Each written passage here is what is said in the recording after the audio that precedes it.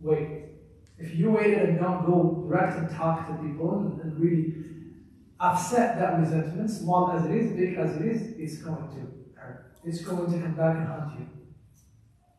Those small differences will accentuate and will be projected and will grow in ways when kids start coming up, when start growing up, when start and so on and so on. When you need to be tight in the relationship and hardship come to the relationship, and you need to be tight to go over those hardships, the relationship is not tight. It's not tight. It collapses quickly.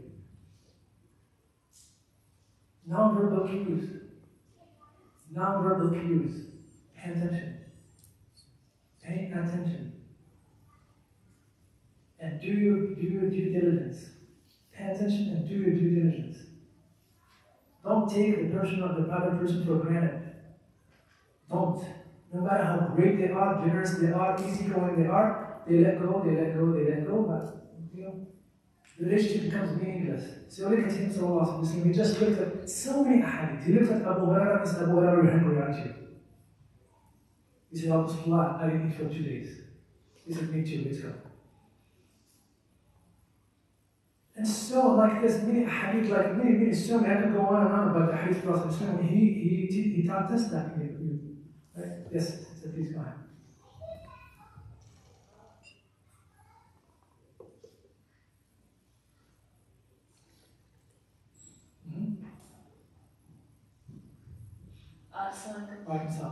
I've been told that when you're upset or when you're angry or if you're feeling sad, that you should not be feeling that because you have the Quran or you have Allah subhanahu wa ta'ala, and you should not have this. You should not be angry. You should not be angry. You should not feel the sadness for something trivial because you have Allah subhanahu wa ta'ala and you have the Quran. Alhamdulillah, you have Allah subhanahu wa ta'ala there. Let me give you a few things from the Quran. Right? Sayyidina Musa was angry when he saw the people walking. I want to imagine this. Have you ever, if you see somebody taking the mushaf out of anger and dropping the mushaf in the Quran, what would you say to this person? I would tell them to not tell them to pick it up. But no. How would you judge this person? How would you look at them? What would you say? I would think they're very bad. Right? Imagine this. Sayyidina Musa was with Allah Ta'ala in the Torah of Sinai. Allah gave him the tablets. وَكَتَبْنَا لَهُ فِي الْأَلْوَاحِ. We have written to him in the tablets. He gave him the tablets. The angels wrote the tablets for him. Right? He brought him the tablet. Before he left, Allah Ta'ala told him, we have misguided your people. He was angry. But his anger was tamed. Because he didn't see it yet. He didn't see what had done yet. When he came in and he saw what they had done, his anger became more. He gave you every single thing. And what did he do? فَأَلْقَى الْأَلْوَاحَ. Allah tells us, فَأَلْقَى الْأَلْوَاحَ. Imagine, he just told us that the alwah was from Allah Ta'ala and the angels read in them. And imagine something read. ألقى الألواح out of anger. It shattered. Shattered. وَأَخَذَ بِرَأْسِ أَخِيهِ يَجُرُّهُ إِلَيْهِ. He brought Ibn Harun, a prophet, with his hair and his ears. He started grabbing him and angry. Why did he leave them? Worshiping the Kaaba. Right? Angry or not angry? Allah described it that way. وَلَمَّا سَكَتَ عَنْ مُوسَى الْغَضَبُ. And when the ghadab and anger subsided from Musa, he did this and he did this. أخذ الألواح وفي نسختها هدى للذين آمنوا هدى للذين وفي نسختها هدى للذين هم لربهم يعلمون. You know what I mean? The Prophet was angry. He was angry sometimes. This idea that Prophet was just a docile person, never got angry, is not true. There is time the Prophet was angry. He was angry with his household. I can tell you ahadith. I can tell you ahadith, but I know that people will not understand them well. So I'm not going to tell you those ahadith because people will have, because they don't know. A lot of the understanding of ours is warped. Right? He was angry, sallallahu alaihi wasallam. You got to ask yourself two things. What makes you angry? That's one thing. If you're easily excited about anger about every single thing, that life is going to be miserable. Right? So what angers you? How do you express that anger? Right? So the Prophet nothing from the dunya angers him. No whatsoever. When the boundaries of Allah he becomes angry. to the closest of people, angry. We're going to see some of that. He was angry with Usama bin Zayd. Usama bin Zayd said, the Prophet was angry at me to the point where I thought to myself, I wished I did not exist. I did not exist. The Prophet sent him in a military campaign. They fought. One of the people that Sayyidina Usama was fighting with told Sayyidina Usama, I become Muslim, la ilaha illallah, la ilaha illallah. They killed him. So the Prophet, when he came back, Prophet was telling Usama, he loved him so much. They called him the beloved son of the beloved. He loved him like a son, no doubt, right? So he told him, tell me what happened. So Usama is telling him, this is what happened. And I was fighting with this guy, and when he was defeating him, I was about to kill him, he said, La ilaha illallah, and I smashed him and I killed him. فَتَغَيَّرَ وَجْهُ رَسُولِ اللَّهِ. His face changed, and he became so angry. He said he killed him after he said, La ilaha illallah. After he said, La ilaha illallah. He said, oh, Rasulullah, he was just saying this, he can evade death. He said, after he said, La ilaha illallah, how do you know? How do you know? He kept on saying that. What if La ilaha illallah comes from the hereafter and grabs you when he said you disregarded me? What would you do? And was angry at him in ways he could not imagine. He was angry at Sayyidah Aisha. I can tell you what he told her. Angry at Sayyidah Aisha. She did something that he was angry at her. I can't tell you what he told her. Right? You understand what I mean? What makes you angry? How do you express that anger? What do you do when it's angry and you're going to start saying bad stuff and hurting people? Go and calm down. Go and make wudu. Go and lay down. Go sleep. Go out. Don't destroy anything. Don't hit the wall. Don't say bad stuff that you'll regret. Swallow it. Go out. Do what Prophet told you to do when angry. The toughest among you, the toughest among you is not the one that defeats everybody and wrestles everybody. The toughest among you is the one who controls the anger. So the Prophet said, anytime a believer gets to the point where they're destroying or they're hitting, they're not prophetic. The anger is human. Allah created us this way. It's a healthy feeling if it's done properly and channeled properly for the right reason. It is unhealthy feeling, just like any other feelings that are misused and channeled wrong. That's what it is, right? So you anger is for the sake of Allah Ta'ala, for something that is valid, for something that is deep, for something small things, Small people get angry for small things. That's what it is. Small people get angry for small things, right? So I hope it answers your question. Continue. فلما جاء في شعر رسول الله صلى الله عليه وسلم جاء في شعر رسول الله صلى الله عليه وسلم حدثني علي بن حجر اخبرنا اسماعيل بن ابراهيم عن حميد عن انس بن مالك قال كان شعر رسول الله صلى الله عليه وسلم الى نساء بنيه. The Prophet was upset with Sayyidina Umar. Prophet was upset with Sayyidina Umar. Very upset.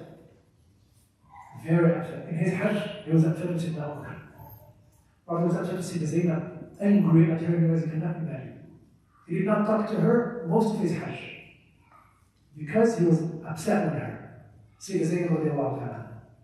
All his Hajj, he didn't talk to her because he was angry at her. She did something that necessitated that he was angry at her. You understand what I mean? The idea that, the religious people should just let them. No, they're not human beings anyway. Absolutely. Right? But doesn't make sense. But I want you to understand this again. I want you to put it in a good place to understand the idea of he's angry for the sake of Allah, nothing else. And he does not curse, he does not transgress, his anger does not make him transgress, he does not go beyond. That's it. And if you feel that you're going to say something or you're going to do something that is, go out, chill, go play some basketball, go, I don't know, whatever you want to do. Ladies, whatever you want to do, chill.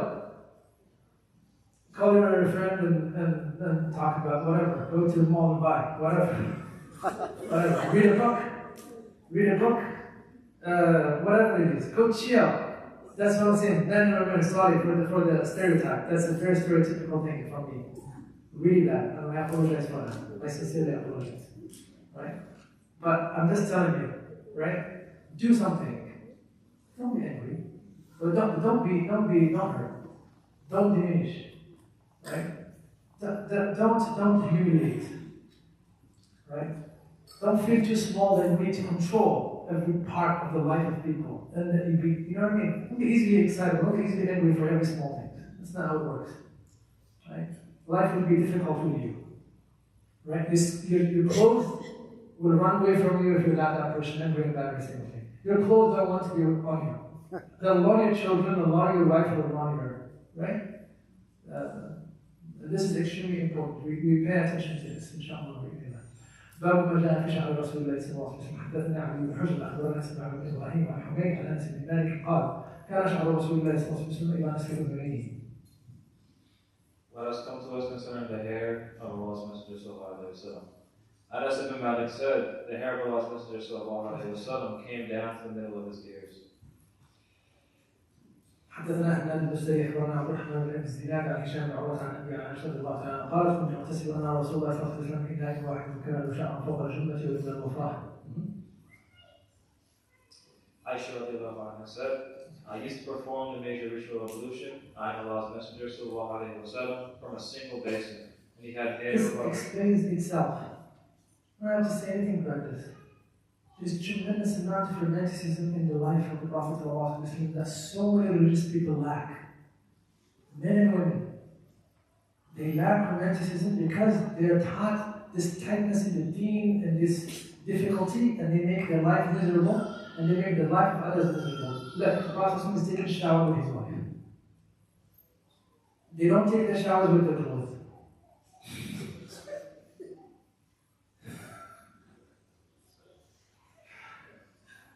You understand what I'm saying? الحديث رواه الإمام الترمذي. حديث حسن صحيح. The Prophet used to take a shower with his wife. They used to take the water from the same bucket, and they used to fight for the water. She would tell him, "Leave me some." He would leave me some. "Leave me some," and they would fight for the water. Beautiful and nice relationships.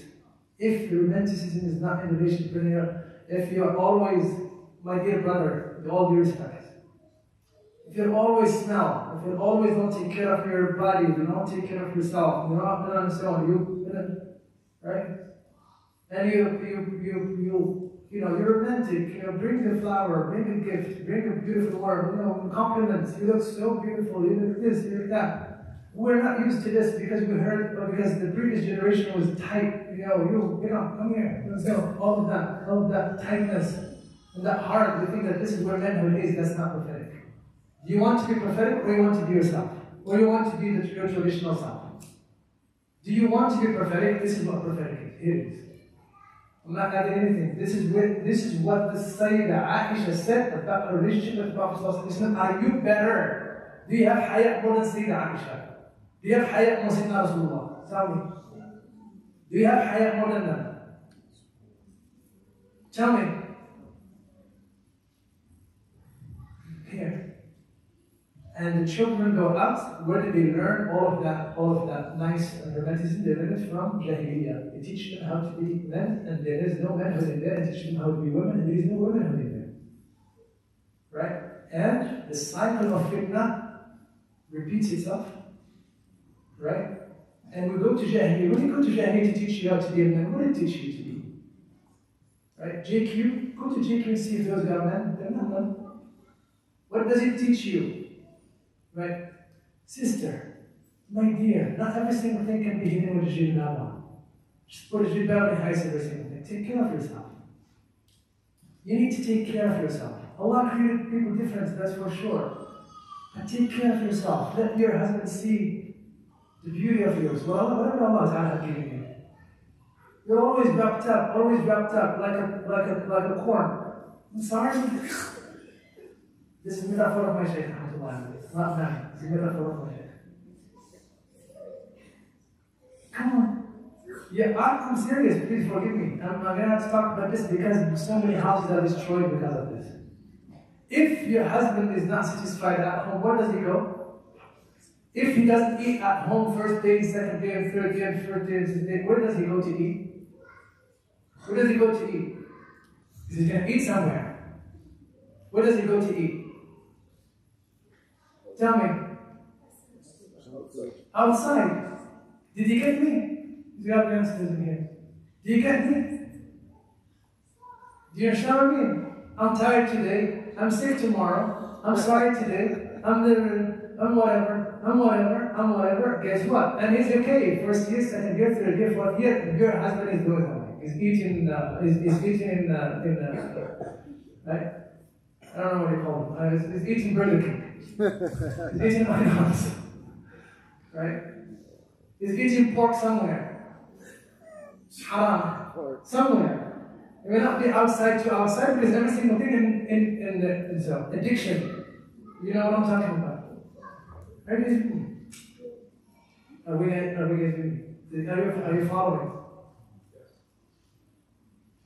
كنت أغتسل أنا ورسول إله واحد.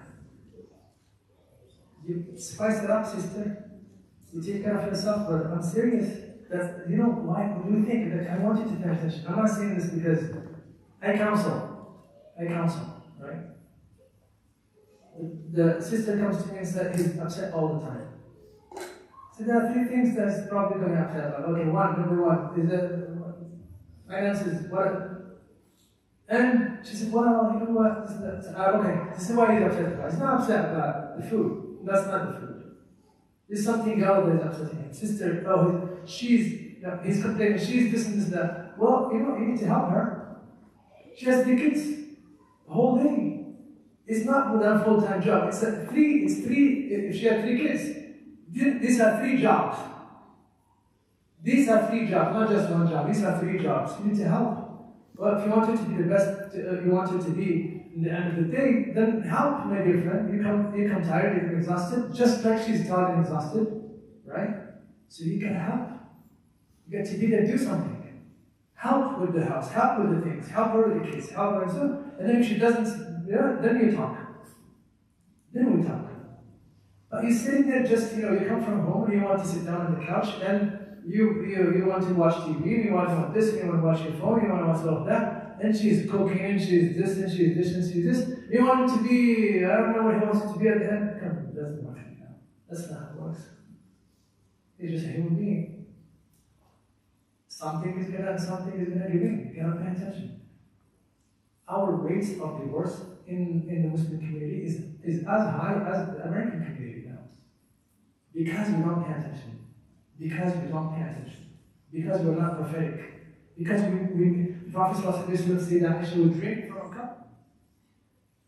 He would take the same cup, and he would drink from the same place. He would turn it to where she drinks from, and he drinks from, showing her how much he loves her. He wants to drink from the place where her lips were in there. Why do you think he'd say that Aisha was more beloved to him than anybody else? Tell me. Why? She take care of herself. I'm serious. Because Sayyida Aisha took care of herself really well. She killed him. I'm serious. She would describe to us, كنت أنا ورسول الله صلى الله عليه وسلم تحت غطاء واحد. I was with the Prophet under one cover, me and the Prophet sallallahu alaihi wasallam. She said, I was hugging the Prophet sallallahu alaihi wasallam, and all of a sudden he stood up and he was. So I grabbed him and I said, Rasulullah, where are you going? Where are you going? I love my skin to touch your skin. I love my skin to touch your skin. Hadith Sahih. Go and figure it out. Go and see it. We don't talk about this much because it's taboo. But here it is in the books of Hadith, available in all the books of Hadith. Right? Because it's central to the relationship. The relationship is not just transactional. It's not transactional. It has to have mawadda in it. It has to have care. It has to have, and so on. And it starts from the care by the self. You take care of yourself. Show your femininity, sister. And show your manhood, man. That doesn't make sense. And we can't just take it to replicate the previous generations. You're not the previous. This is new. There are a few things in here that are happening in our society that are complete changes. If you don't pay attention to this, you'll have a society, have a family that's a brokenness in it. Really. And our families are in lack of little bit of romanticism. It doesn't make you less of a man to abase yourself to your wife and to consider her and to give her time to understand her, to give her an opinion and to take her opinion in matters of the house. It doesn't take that the Prophet did with Sayyidah Umm Salama, with Sayyidah Zainab, with so many hadiths. I can go on and on about this forever. Right? And I'm so upset because small things like this can destroy houses, and I can see houses destroyed because of this. Again and again and again and again and again. Does it make sense? So let's pay attention. Here we go. Here what the Prophet did. You see that I used to take a shower with the Prophet in the same pot, from the same pot. We used to shower together, and we used to, tickle each other. We used to, that's what, here it is. We used to fight about the water. Leave me some, leave me some. That's how the Prophet was. حدثنا أحمد بن مني حدثنا أبو خضر حدثنا شعبان. Did I get the point? Did the point get in? Good. I hope inshallah you got it. Right. Inshallah you did that. كان رسول الله صلى الله عليه وسلم مرفوعا ضعيف. We have to talk about this again and again. Inshallah we have an opportunity to talk about just the relationships, how to make our relationship perfect, right? And so on. Because there is a time where the Prophet was lost. There is a time where the companions did not. There is a time where the people did not align. There is a time where this and this and that. There is a time where expectations did not. And so on and so on. There is a time where there is deficiency in some area that allowed the relationship to tilt in a very dangerous way. So you understand what I'm talking about. حدثنا احمد بن مني حدثنا ابو خضر حدثنا شعبان بن اسحاق عن البراء بن عازب قال كان رسول الله صلى الله عليه وسلم مرفوعا بعيد ما بين المنكبين وكان في المسجد ضرب شحمة الاذنين. Al-Bara' ibn Azib said, Allah's Messenger sallallahu alayhi wa sallam was of medium height, broad-shouldered, and the hair of his head touched the lobes of his ears.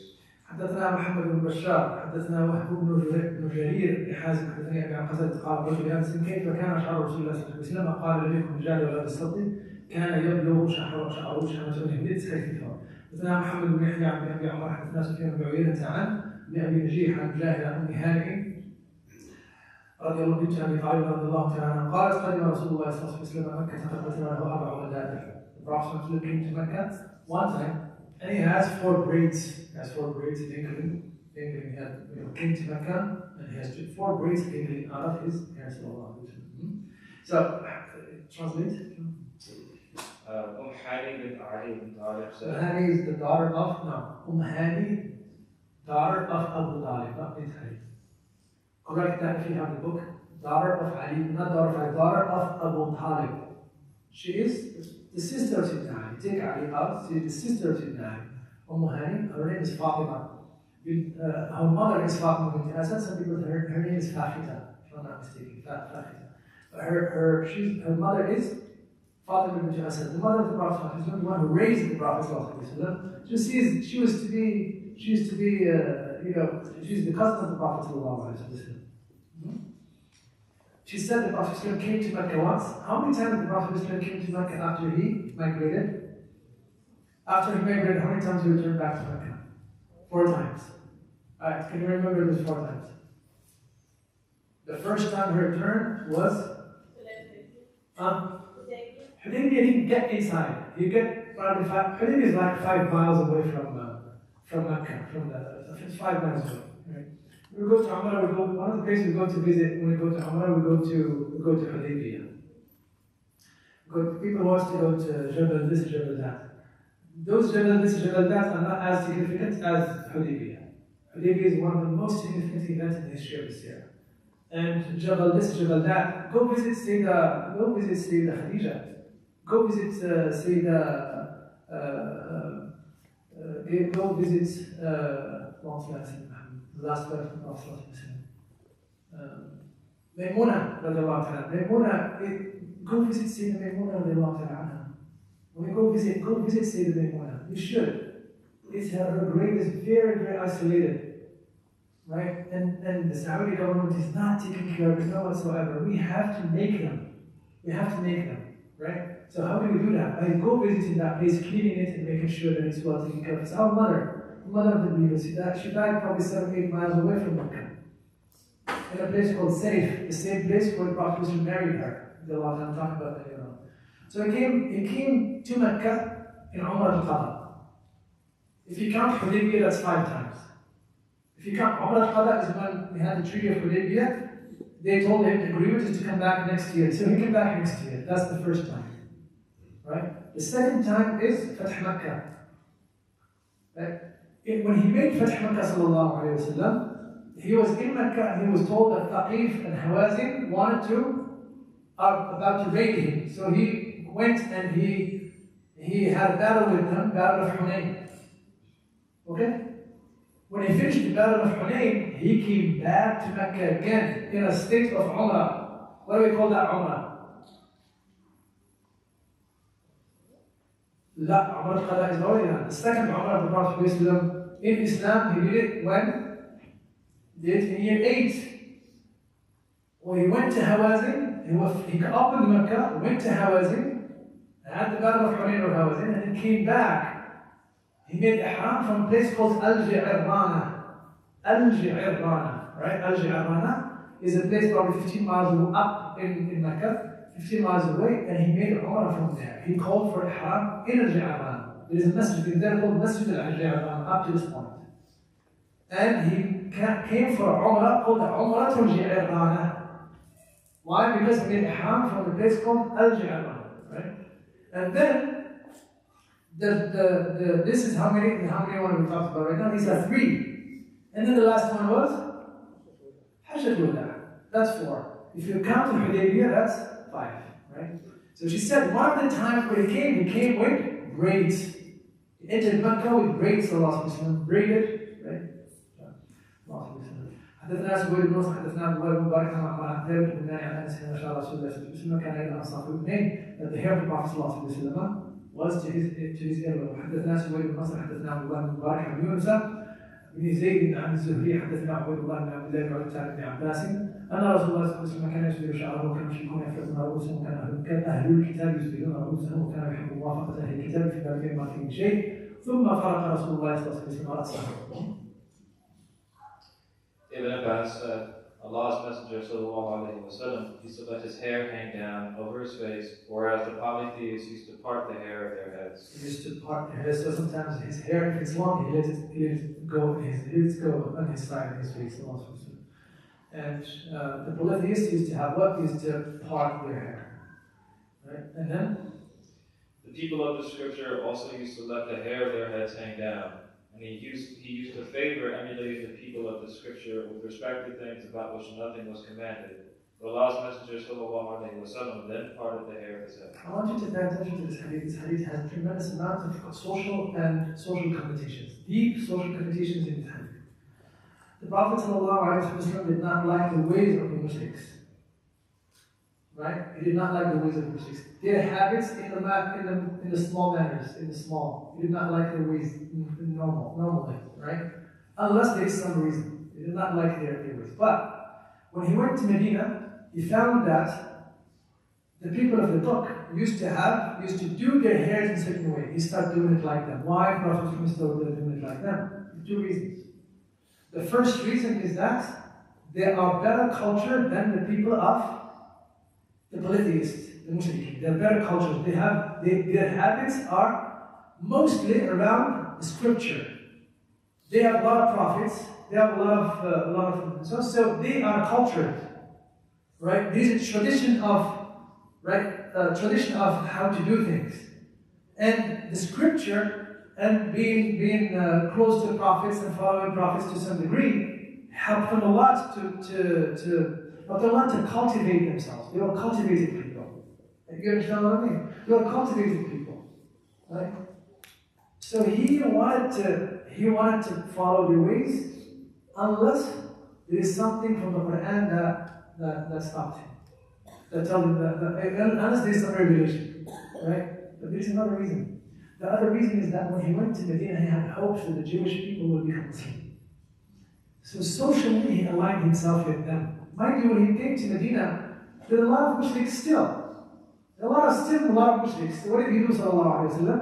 He adopted the ways of the Jewish people so he can get close to them. So he destroys the social barriers. He destroys the social barriers. When I come back here and correct myself on something I said before, and not just to redirect.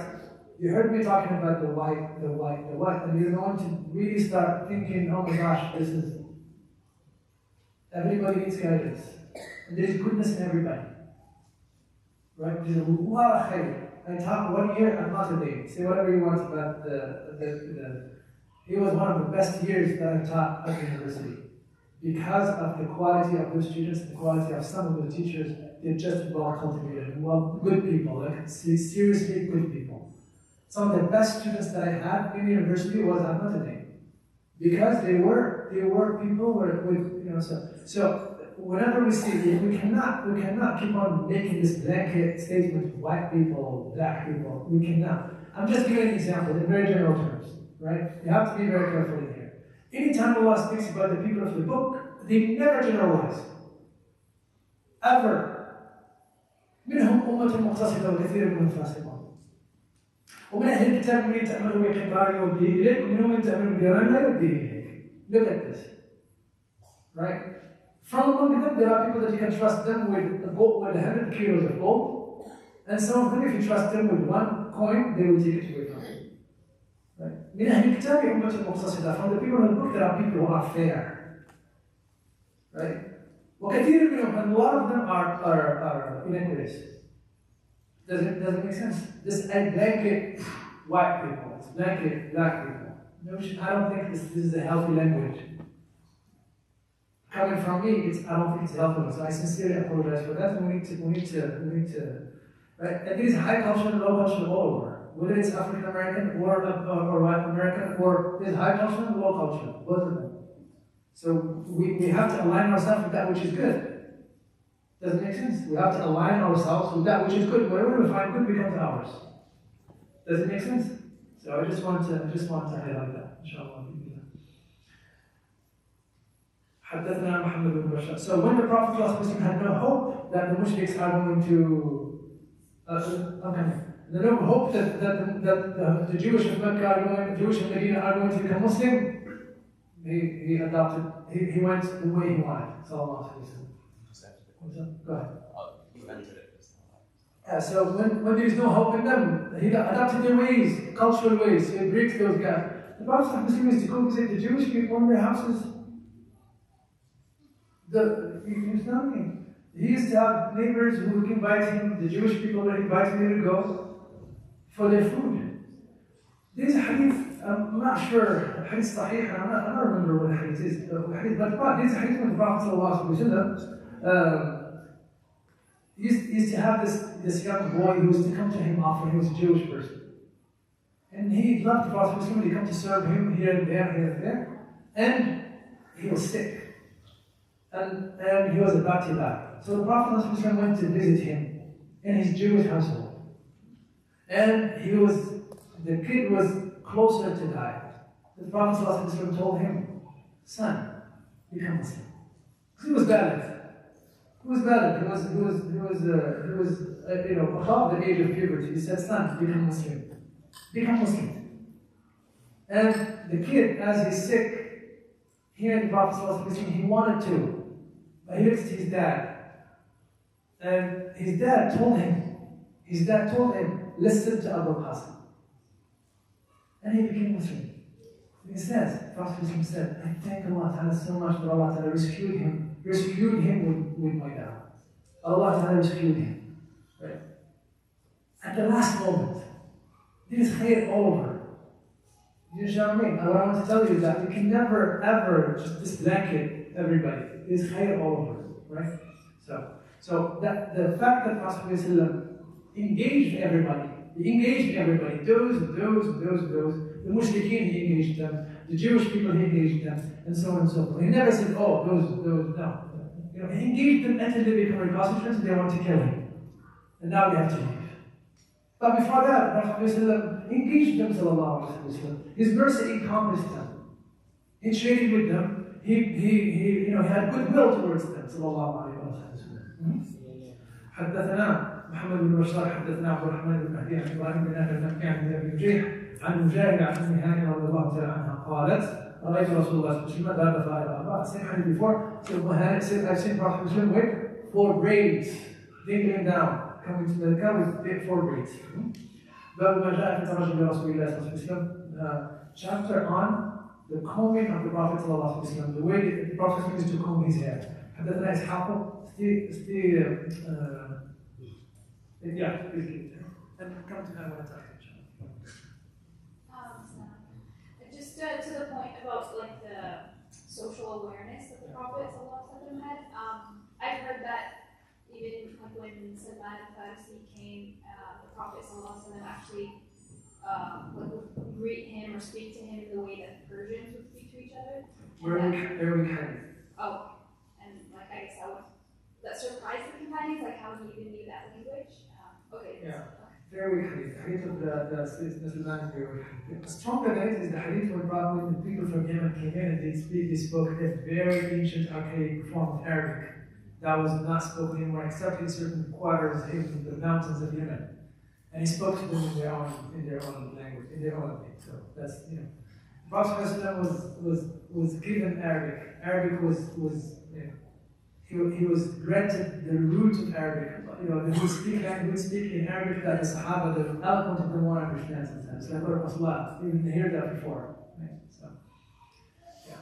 Somebody else?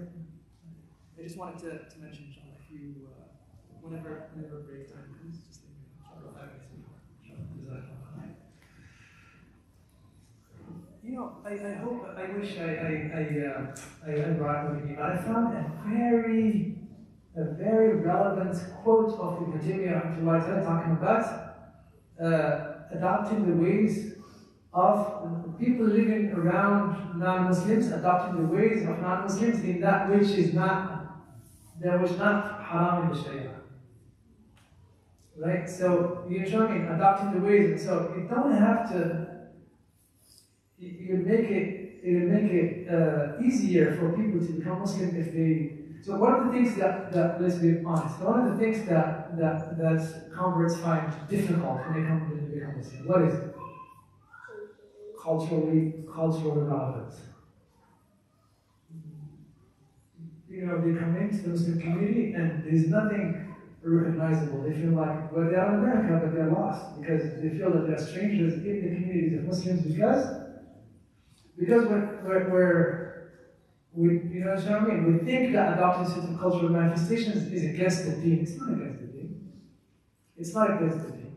And we cannot, you know, accept more people. So Jack and Joe and you know, Billy Beer, Alexander, somewhere in Ohio's whatever the mountains of Indiana, the mountains of these mountains of Indiana, it's all flat. I lived there for many years. The mountains of Tennessee. Right? And you know, they will not accept Islam if it's not culturally relevant to them. If it doesn't speak to them culturally, they will not. Right? So we have to open up a little bit. Right? We have to open up a little bit. We have to. And one of the things about America, which is better than any place in the world, let's talk about it. You can say whatever you want about America, but it's the best place in the world, hands down. Good friends, Great Britain, see what the Muslims look like. Am I right? And I can go on and on. Germany, in Italy, I can go on and on and on. The best place in the West for the Muslims has been America. Hands down. Muslims are prosperous, Muslims are, and so on and so on. I can go on and on and on about this. And the culture has been receiving to the Muslim contributions in many ways. But we still want the Americans to come to us and become us culturally. That's strange.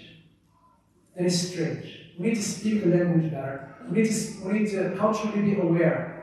We need to start producing culture for people to ease to Islam. Right? To ease to Islam, we need to produce culture. We need to produce culture that touches other people. That is universal. That is not just to us.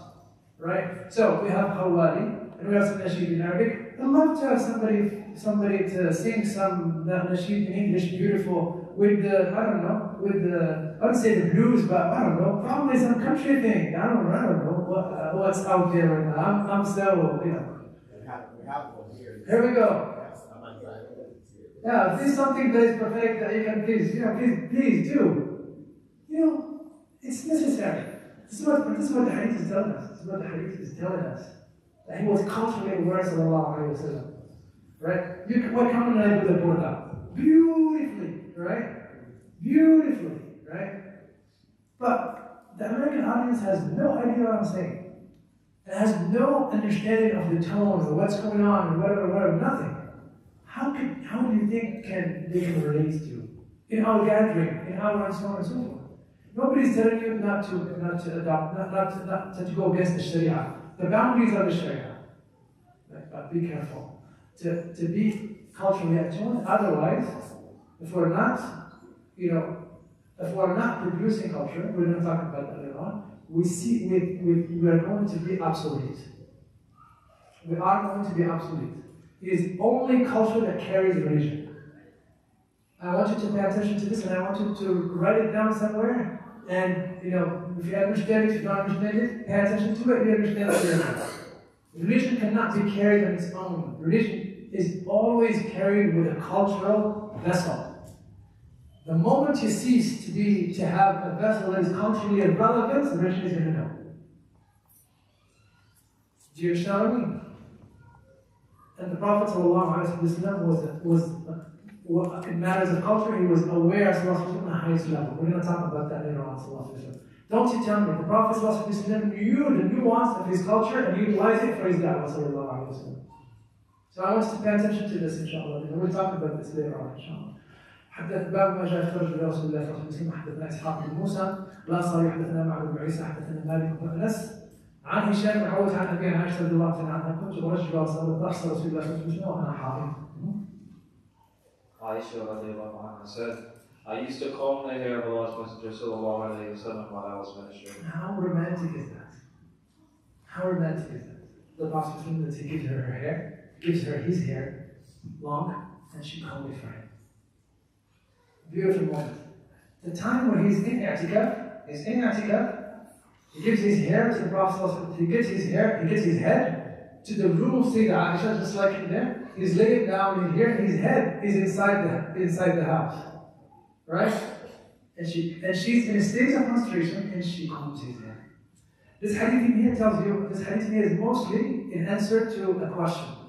Because right after the passing of the Prophet, there's an influx of Jewish people coming from Yemen, and they brought a lot of habits.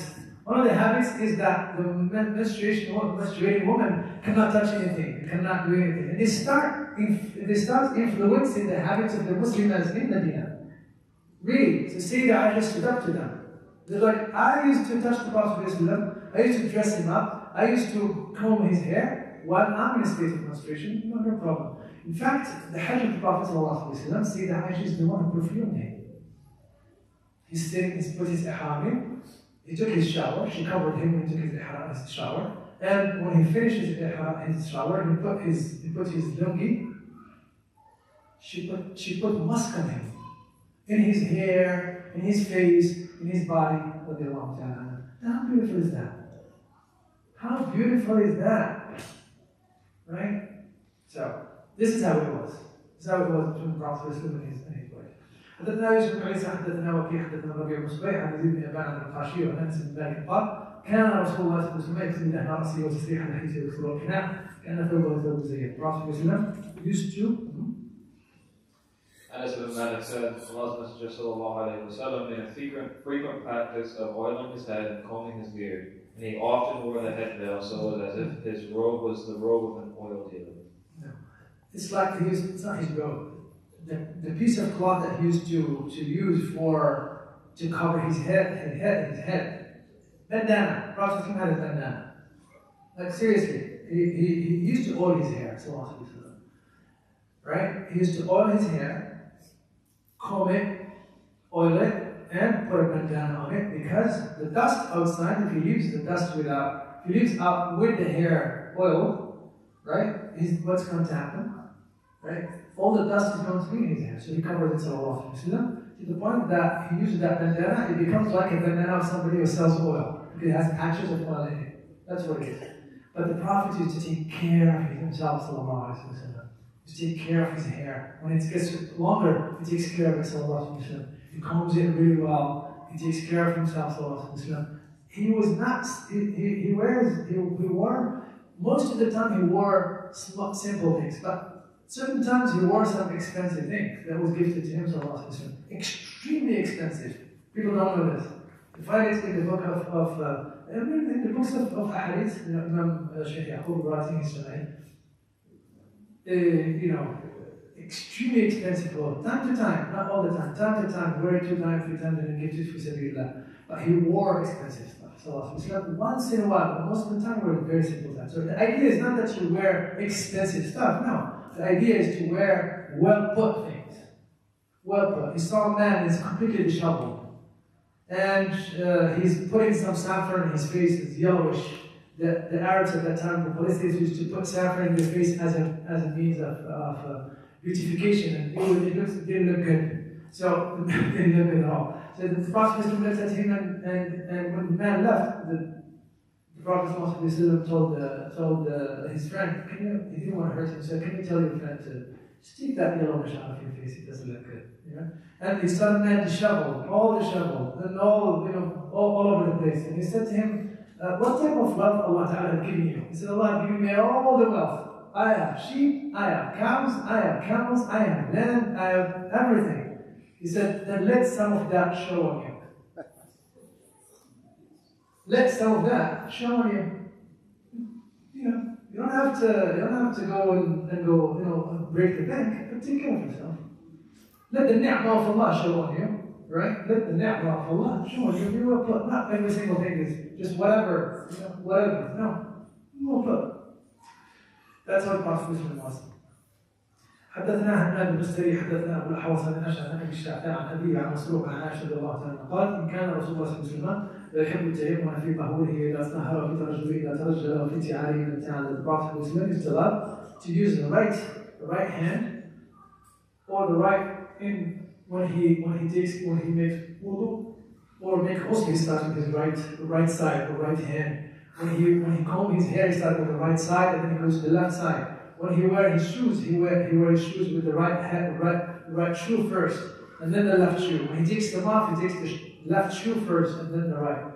حدثنا محمد بن بشار حدثنا يحيى بن اسماعيل بن سعيد عن هشام.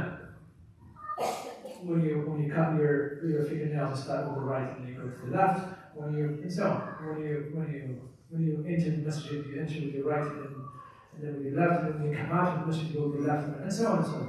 حدثنا محمد بن بشار حدثنا يحيى حدثنا عن هشام بن حسن عن سعد بن عبد الله بن مغفر رضي الله تعالى عنه نهى رسول الله صلى الله عليه وسلم عن الترجل الا للفم.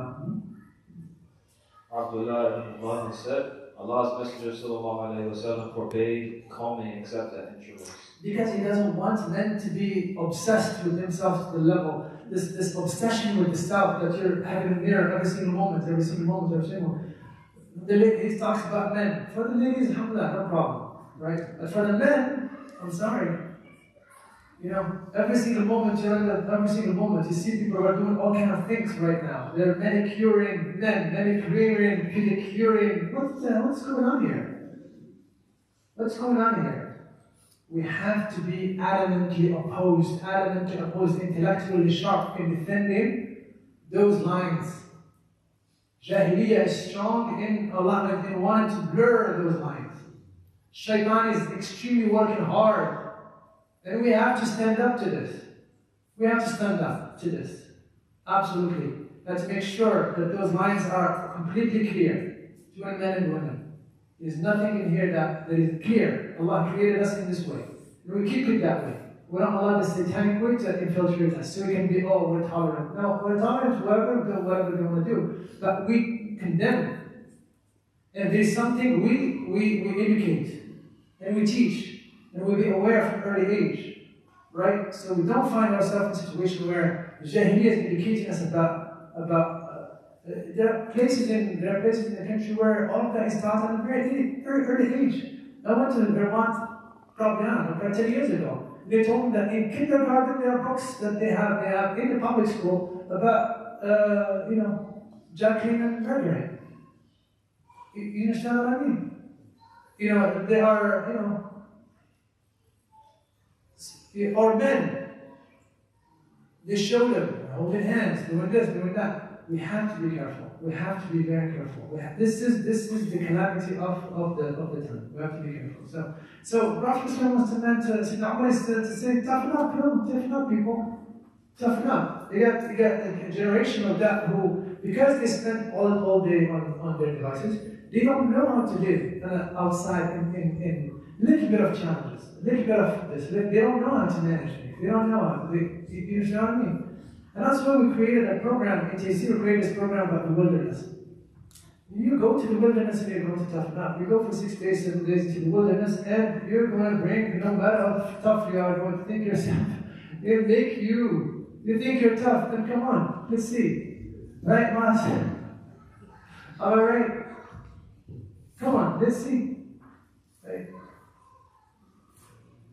It's spiritual, and it makes you realize the ni'mah that Allah Ta'ala put in you. It makes you understand how to live, really. So I invite you, if you yourself or children, or you have children the age where they are above high school or high school that are mature, send them with us. There are limited numbers, by the way. You can see the programs in there. Send them with us. They will learn a lot. They will toughen up. They will become. We don't do it in a very like the culture of football in this country, no. But it's done, and there's a section for sisters as well. Seriously, this is important. The Prophet ﷺ used to want people to be able. And to be able to handle situations. Not always. Comfort creates selves that are mushy, that are entitled. Right? So get them out of the comfort zone. They still eat, they still sleep, they go through a transformative experience. Right? So please do send them with us. It'll be great, inshallah.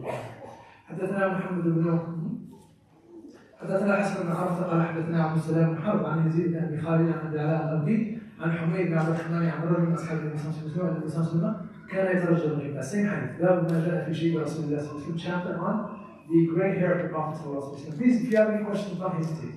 حدثنا محمد بن بشار أخبرنا أبو داود أخبرنا همام عن قتادة قلت لأنس بن مالك هل خطب رسول الله صلى الله عليه وسلم؟ قال لم يبلغ ذلك لما كان شيبا في صدغيه ولكن أبو بكر رضي الله عنه خضر بالحناء والكتان. Told us that he said, I said to Anas ibn Malik that Allah's Messenger sallallahu alayhi wa sallam dyed his hair. Did the Prophet sallallahu alayhi wa sallam, did he dye his hair? In fact, Sayyidina Anas radiallahu ta'ala, who knows that Sayyidina Rasulullah dyed his hair? He dyed his hair, but because the grey hair was not too much, he didn't dye often. Once in a while he would dye sallallahu alayhi wa sallam. He didn't need it. He did not need it. But he told us that if you have a lot of grey hair, go ahead and change it. Change it. There is some people who say it's makruh to use black, right? But a lot of Sahaba dyed with black. But it is, if you don't want to do black, they used to do henna and katan. Katan is a plant that used to be around the haram, and it makes the redness, the redness of the reddish tinge of henna little dark, little black. Right? That's what the katan does. The henna, right? The henna. And then they add the katan to it and they make that darkness, that orange thing, it makes it a little darker. He changed what Prophet used to use for his hair. He didn't do it often. Why? He didn't have a lot of grey hairs. He had between his beard and his temples, probably 20 or 25. Right? When he puts oil on his hair, they don't show. When he's not oiling his hair, they show. So when he said, did he die? He said, no, he did not die. He did not deny it because Sayyidina Anas knew. Sayyidina Anas has hair of the Prophet ﷺ. After his passing, that was dyed. Sayyidina Anas had hair, he kept a barakah of the Prophet from his hair, and it was reddish. It was reddish hair. It was dyed. He took it away from him ﷺ. When he combed his hair, it was still reddish, just dyed. Right, but the hadith means that he did not die often. That's what he meant. حدثنا إسحاق بن منصور ويحيى بن موسى قال حدثنا عبد الرزاق عن معمر عن ثابت عن انس بن مالك قال ما علمت في راس رسول الله صلى الله عليه وسلم وحيدته الا 14 شعره بيضاء. لا اله الا الله. I haven't counted in the hair and in the beard of the Prophet ﷺ more than 14 gray hairs. He counted them.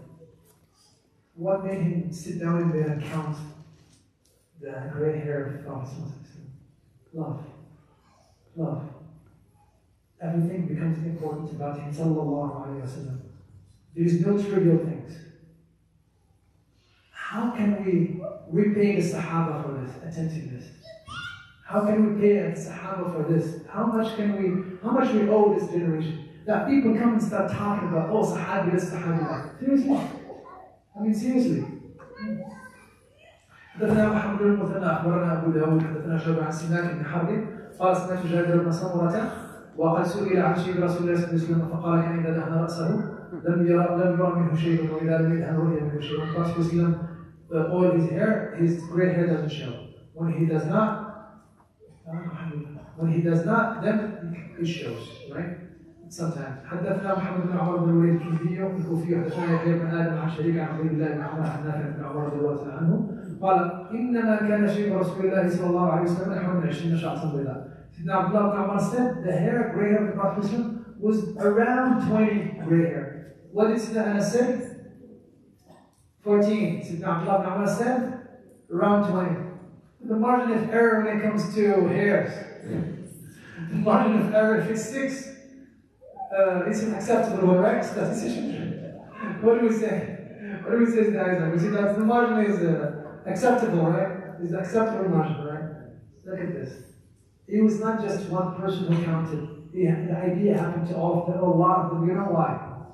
Because they all love him, sallallahu alaihi wasallam. Everything becomes significant about him, sallallahu alaihi wasallam. حدثنا أبو قريب محمد بن العلاء حدثنا معاوية بن هشام عن شيبان عن أبي إسحاق عن عكرمة عن ابن عباس رضي الله تعالى عنهما قال أبو بكر يا رسول الله قد شئت قال شيبتني هود والواقعة والمرسلات وعما يتساءلون إلى الشمس كورت. Ibn Abbas said, Abu Bakr said, well, Messenger of Allah sallallahu alayhi wa sallam, you have gray. He said, I have been made gray haired by who? By Hud, by the verse, by Surah Hud. What's in Surah Hud? Surah Hud has from the very beginning, Surah Hud is very powerful, very, very powerful. It has the stories of the prophets, and their patience, and their struggle. Right? وَقَدْ أَرْسَلْنَا نُوحًا إِلَىٰ قَوْمِهِ قال يا قومي ورسلنا نوحا إلى قومه إني لكم نذير مبين إني لكم نذير مبين أن لا تعبدوا إلا الله إني أخاف عليكم عذاب يوم أليم. قالوا يا نوح شيخنا قالوا يا نوح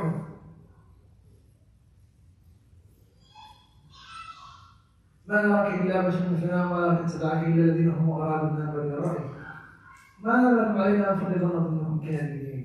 قال يا قوم ليس بي قال يا قوم أرأيتم إن كنت على بينة من ربي وآتاني رحمة من عنده أرأيتم إن كنت على بينة من ربي وآتاني رحمة من عندي فعميت عليكم أنلزمكموها وأنتم لها كارهون.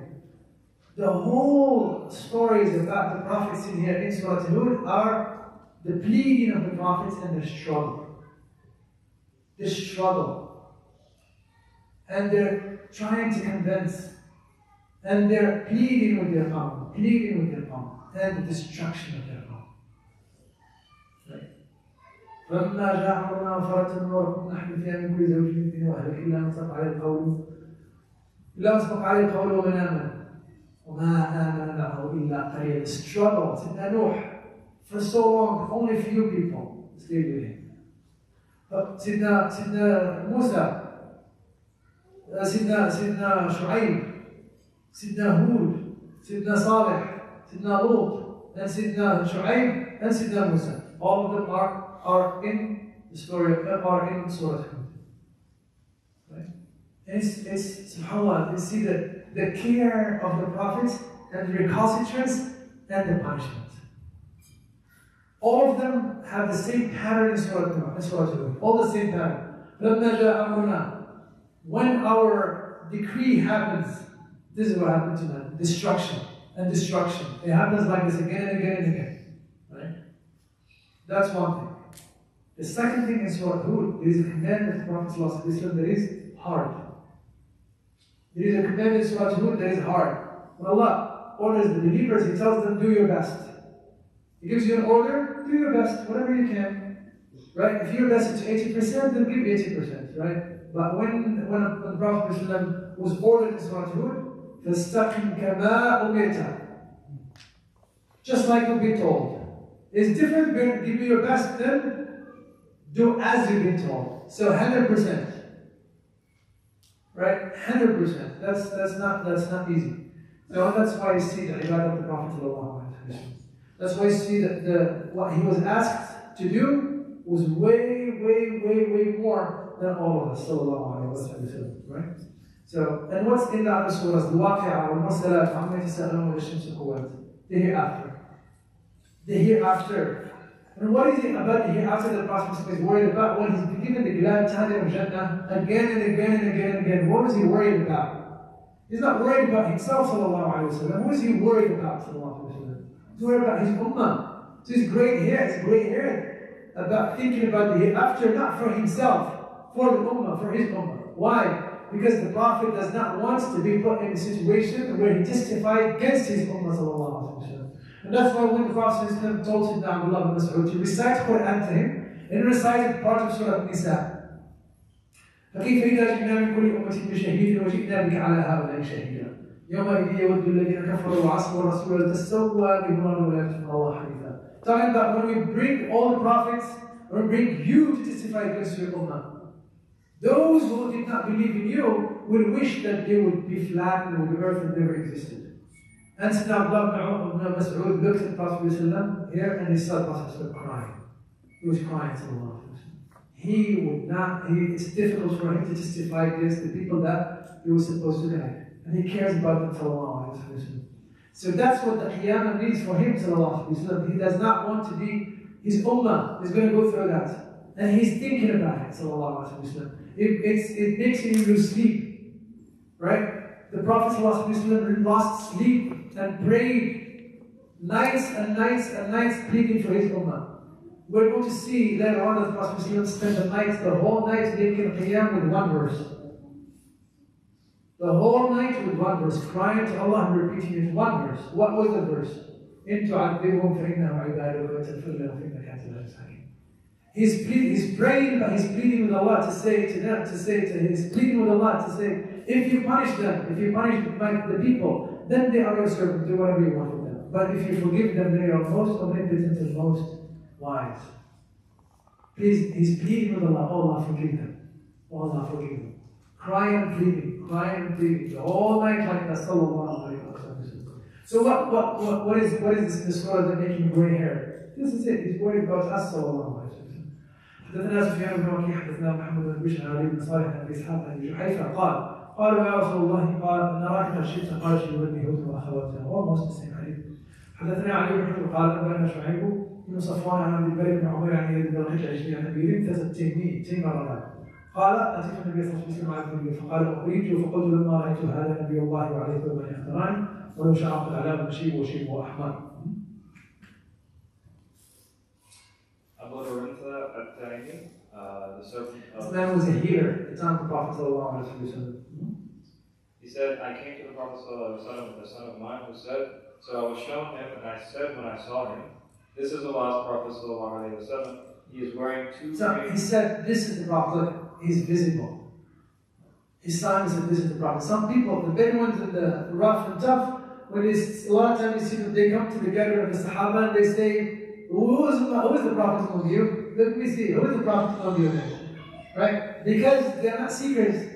But for the people who have insights, non-believers who have insight, they look at the Prophet and they find. There is no way you can miss him. There is no way you can miss him. Right? Sayyidina Abdullah ibn Salam, the Jewish man, became Muslim. When he saw the Prophet, he looked at him like, by Allah, this is not a face of somebody who can be a liar from Allah. He became Muslim the moment he saw the Prophet.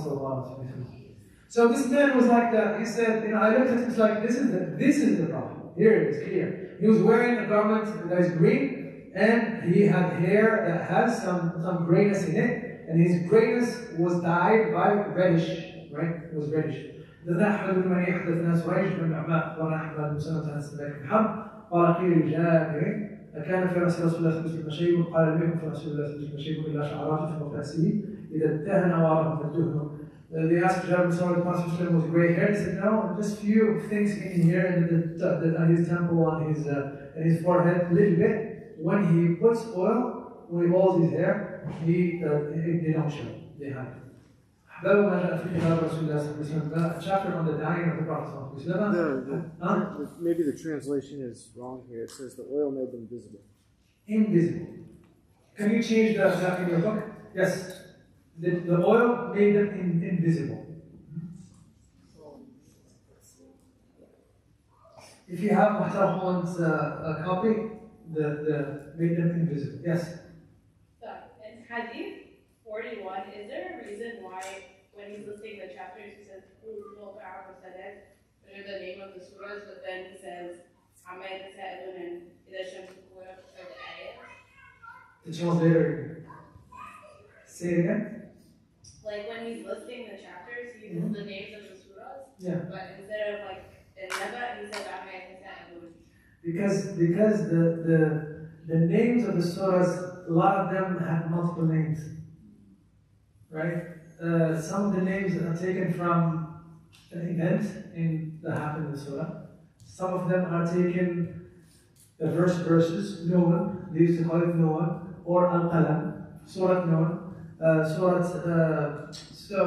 the verses of the Quran, the names of the Quran, some people say it's tawqifi, which means like we don't change anything. Some people say no, it depends, right? But some of them the Prophet named, some of them the companions named.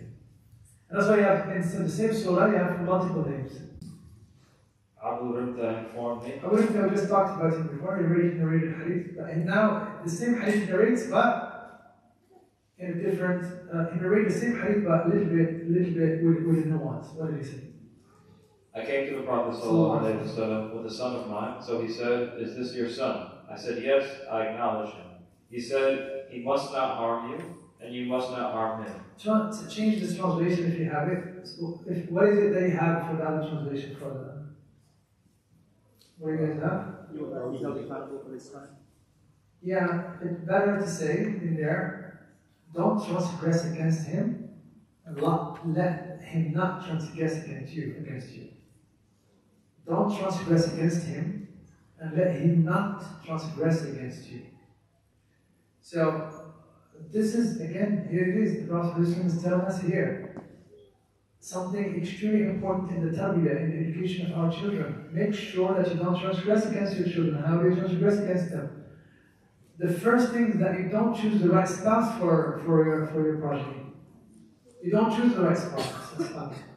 You choose the spouse for the wrong reasons. That's one thing. The second thing is you don't create an environment of goodness, an environment of taqwa, an environment of good in the house, so they can raise up in. You don't name them good names. You don't care about their well-being, inward and outward. Right? And then they will hold you accountability after. Allah Ta'ala spoke to us in the Quran about families that will come in the hereafter, they will reveal each other, they will be enemies in the hereafter. يوم يفر المرء من أخيه وأمه وأبيه. Day, we're not going to go to the day of judgment. May Allah Shaitan.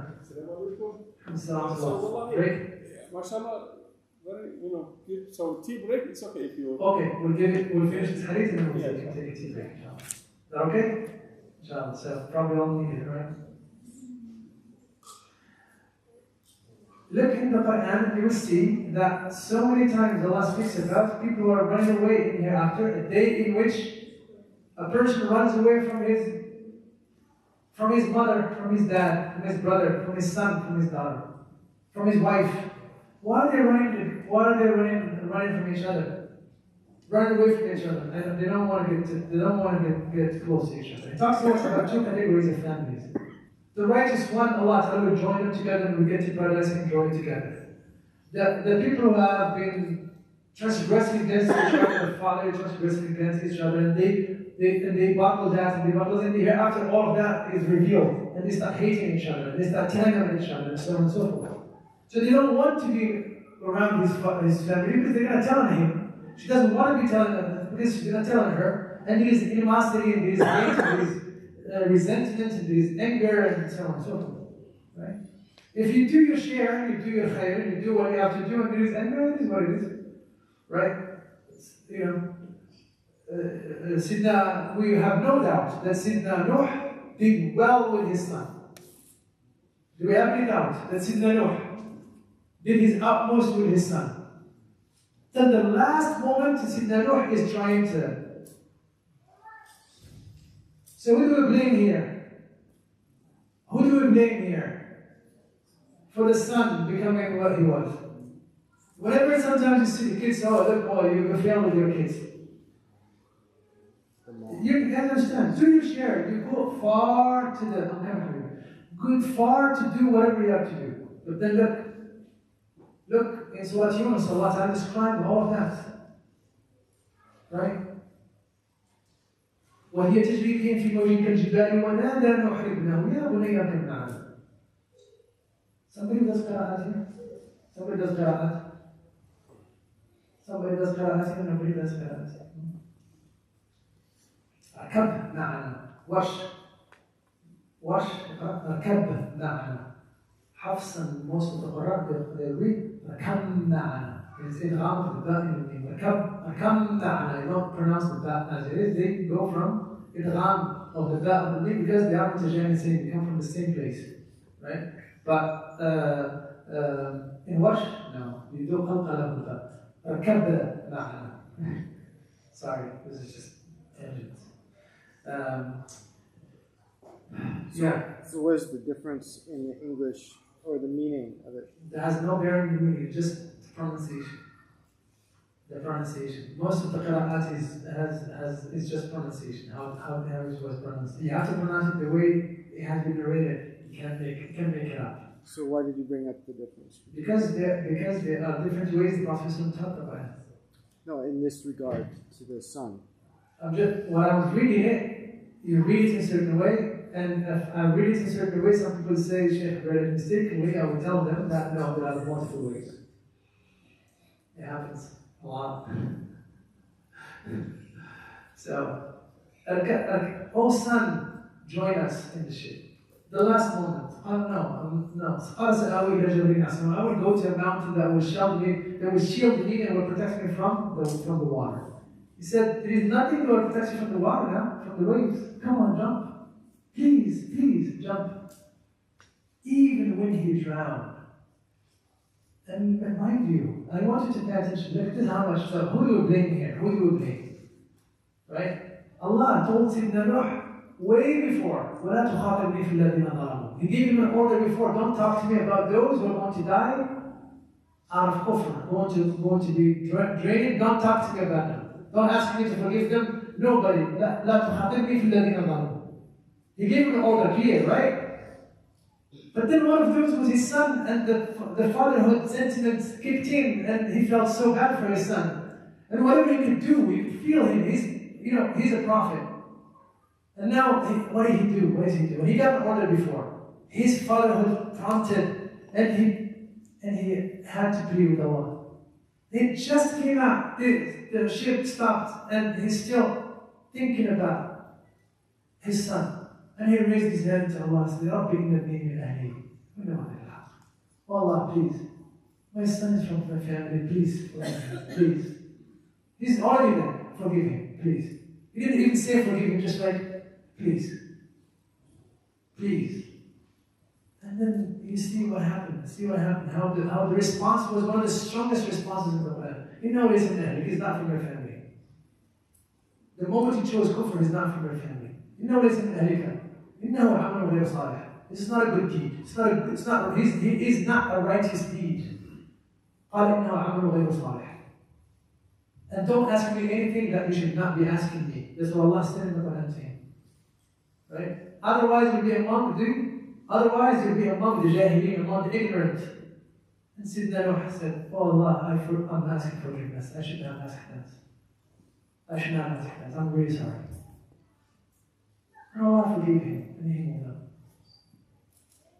At the midst of Sayyidina Yaqub alayhi salam, Sayyidina Yaqub alayhi salam, imagine, his kids growing up in the household of prophethood? Their father is a prophet, their grandfather is a prophet, their great-grandfather is a prophet, the household is prophethood and wahy and so on and so on and so forth. What did they think to do? What did they think to do? To kill their brother and put him in a well so he can... Who do we blame here? Who do we blame here? Do you understand what I'm saying? You do well, huh? Who do we blame? Who blame them for what they were? He did what he has to do with them. Do your share of khair and so whatever Allah has in store for them will appear. You can't guarantee Jannah for anybody. You do your best. Whatever they choose, they choose. There is a moment when they become themselves, regardless of what you taught them, regardless of what you have. Right? Regardless, right? It doesn't mean that we don't make mistakes rearing our kids, because we do make mistakes. All of us, because here, nobody went to the university and get PhD and becoming a father or mother. You learn it as you go. You make mistake here, you make mistake here. But you encompass them with love, you encompass them with kindness, you encompass them, you do your best. And you make ijtihad, with the hope that, that they grow up and they understand and they forgive and they move on and so on and so forth. And they cherish what you have done for them and they take a path that is righteous and good for them. But if they don't, then what? Right? After you exhausted your ways for them, right? What then? Right? So we have to, there's a moment where they said, don't transgress against him and let him transgress against you. Do your share. How do you not allow your son to be transgressed, your daughter to transgress against you? By making sure to extract recalcitrance out of their hearts. Kindness, goodness, service, teaching, education, discipline. Discipline, not just with a kindness that has no boundaries. The kindness that has no boundaries is a kindness that enables person to absorb evil and it flourishes in their heart. You have to discipline your children. It's important. You have to tell them that which is right, that which is wrong. Make sure that you don't do it in a level that allow them to hate you. Right? Do it prophetically. Do it in a good way so that allow them to grow and understand and learn. Right? Rather than, but at the end of the day, Allah is the one who guides. Allah is the one who guides. That's what it is. Bismillah, you wanted to say something, Sam, please, sir.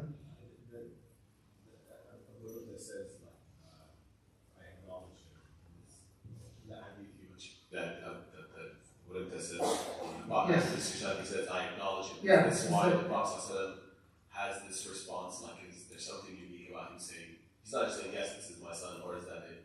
No, I said, like, ashhadu bihi, like, ashhadu that he is my son. It's stronger. The word ashhadu bihi is stronger than to say just, he is my son. Like, I testify that he's my son. I testify to the fullest that he's my son. You know what I mean? He went further to say that he is my son. You know what I mean? It's not a funny way of saying it. It's an emphatic way of saying it.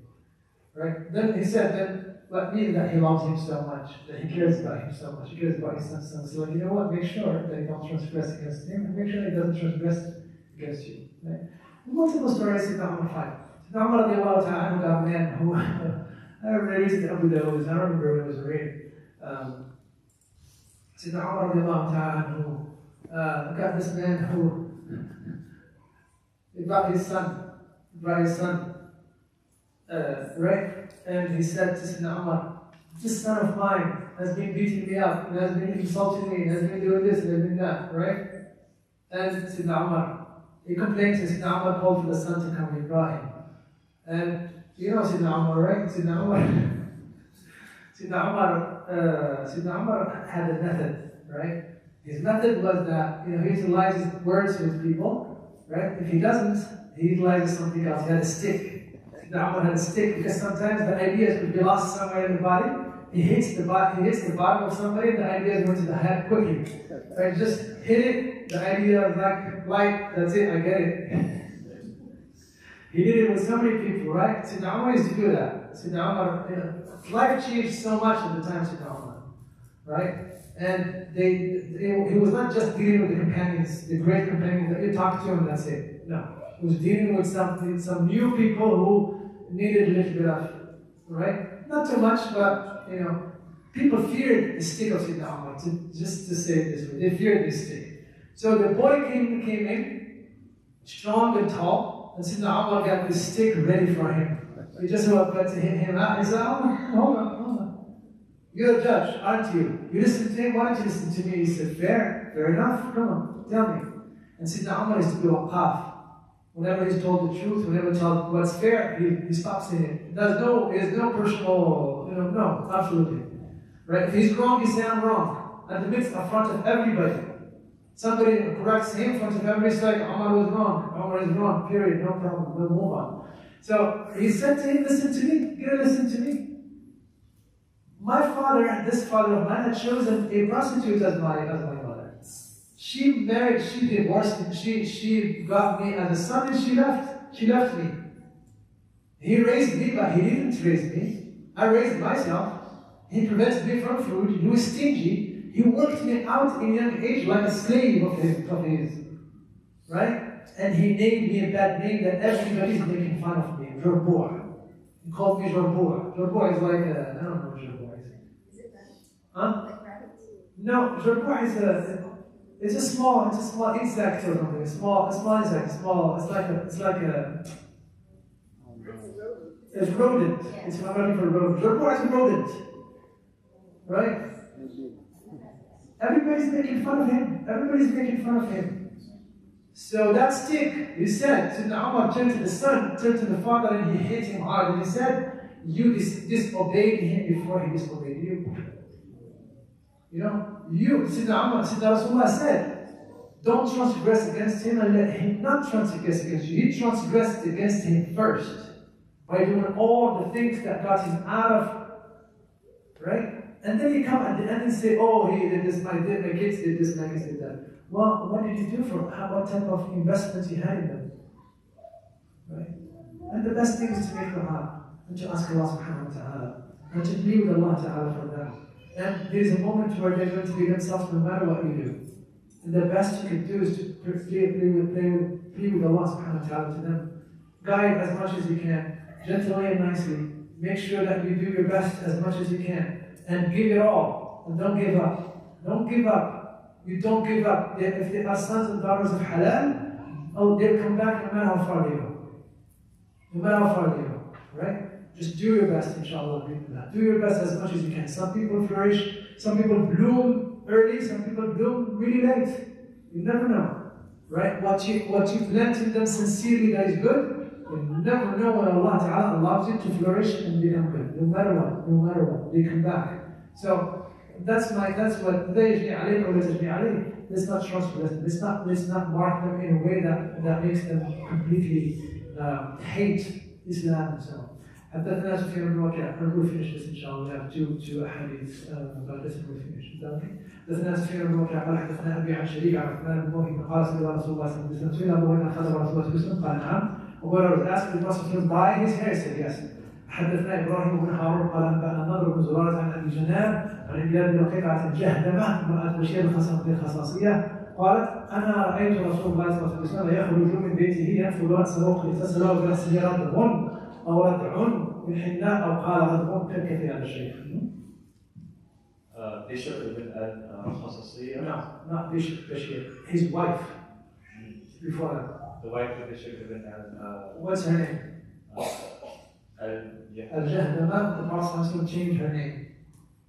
The Prophet changed her name from Jahdama, which is the loud, and the Jahdama is like loud and so on. And he changed it to Layla. And she accepted it. So this he should have said in here, Layla, the wife of Bashir al-Khasasiyya. From the ladies of the Ansar, she marries a few hadith and so. The Prophet changed a lot of names of the companions. He changed the names that are bad. He changed the name of Harb to Sahl. He changed the name, like Sayyidina Abdullah ibn Umar, Abdullah ibn Umar. His name was not Abdullah ibn Umar. The Prophet changed his name. His name was Harb. Sayyidina Umar named him Harb, war. And the Prophet changed him to Abdullah. He changed the names of so many Sahaba. Some people accepted, some people did not. Right? The people who did not force it on them. Right? So when people become Muslim, there's no reason for you to change their names. Keep their names the way they are. If they choose to change their name, that's fine, their choice. But let's not change their names. Unless there is something bad names. No, I don't think so. I don't think that. But let people be. Let people be. The Prophet allowed people to be themselves. You understand what I mean? He allowed people to be themselves. Right? So we talk about this inshallah. حدثنا عبد الله بن عبد الرحمن أخبرنا. I find exception with the African American because most of their names are not their names. They're the names of their slave masters and so on. They want to make like Malcolm X, he choose X because he said my last name is last name. So that's another story. But أنا رأيت رسول الله صلى الله عليه وسلم يخرج. Anas radiallahu anhu said, I saw the hair of Allah's Messenger sallallahu alaihi wasallam die. حدثنا عبد الله بن الرحمن اخبرنا عمرو بن عاصم حدثنا احمد بن سلمة حدثنا حميد عن انس قال رايت شعر رسول الله صلى الله عليه وسلم مخلوقا قال احمد واخبرنا عبد الله بن محمد بن عقيل قال رايت شعر رسول الله صلى الله عليه وسلم عند انس بن مالك مخلوقا. I think I read the wrong one initially. Do it again.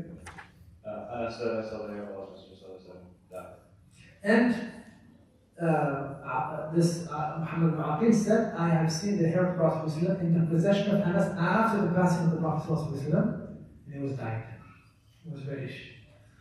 So many Sahaba had the hair of the Prophet after he passed. Sayyidina Khalid bin Walid had some. Sayyidina Anas had some. So many Sahaba had some hair of the Prophet. When he used to comb, they used to go to his servants and ask for his hair. And he would keep it. Sayyidina Khalid bin Walid had some hair of the Prophet and so on. They considered every single part of his blessed and they want to be part of it. They want to have part of it. So we'll leave it in here, inshallah. Unless you have some questions, we'll leave it in here. SubhanAllah wa bihamdihi.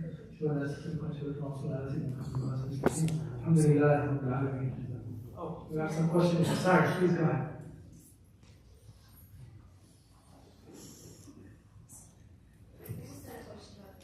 Yes.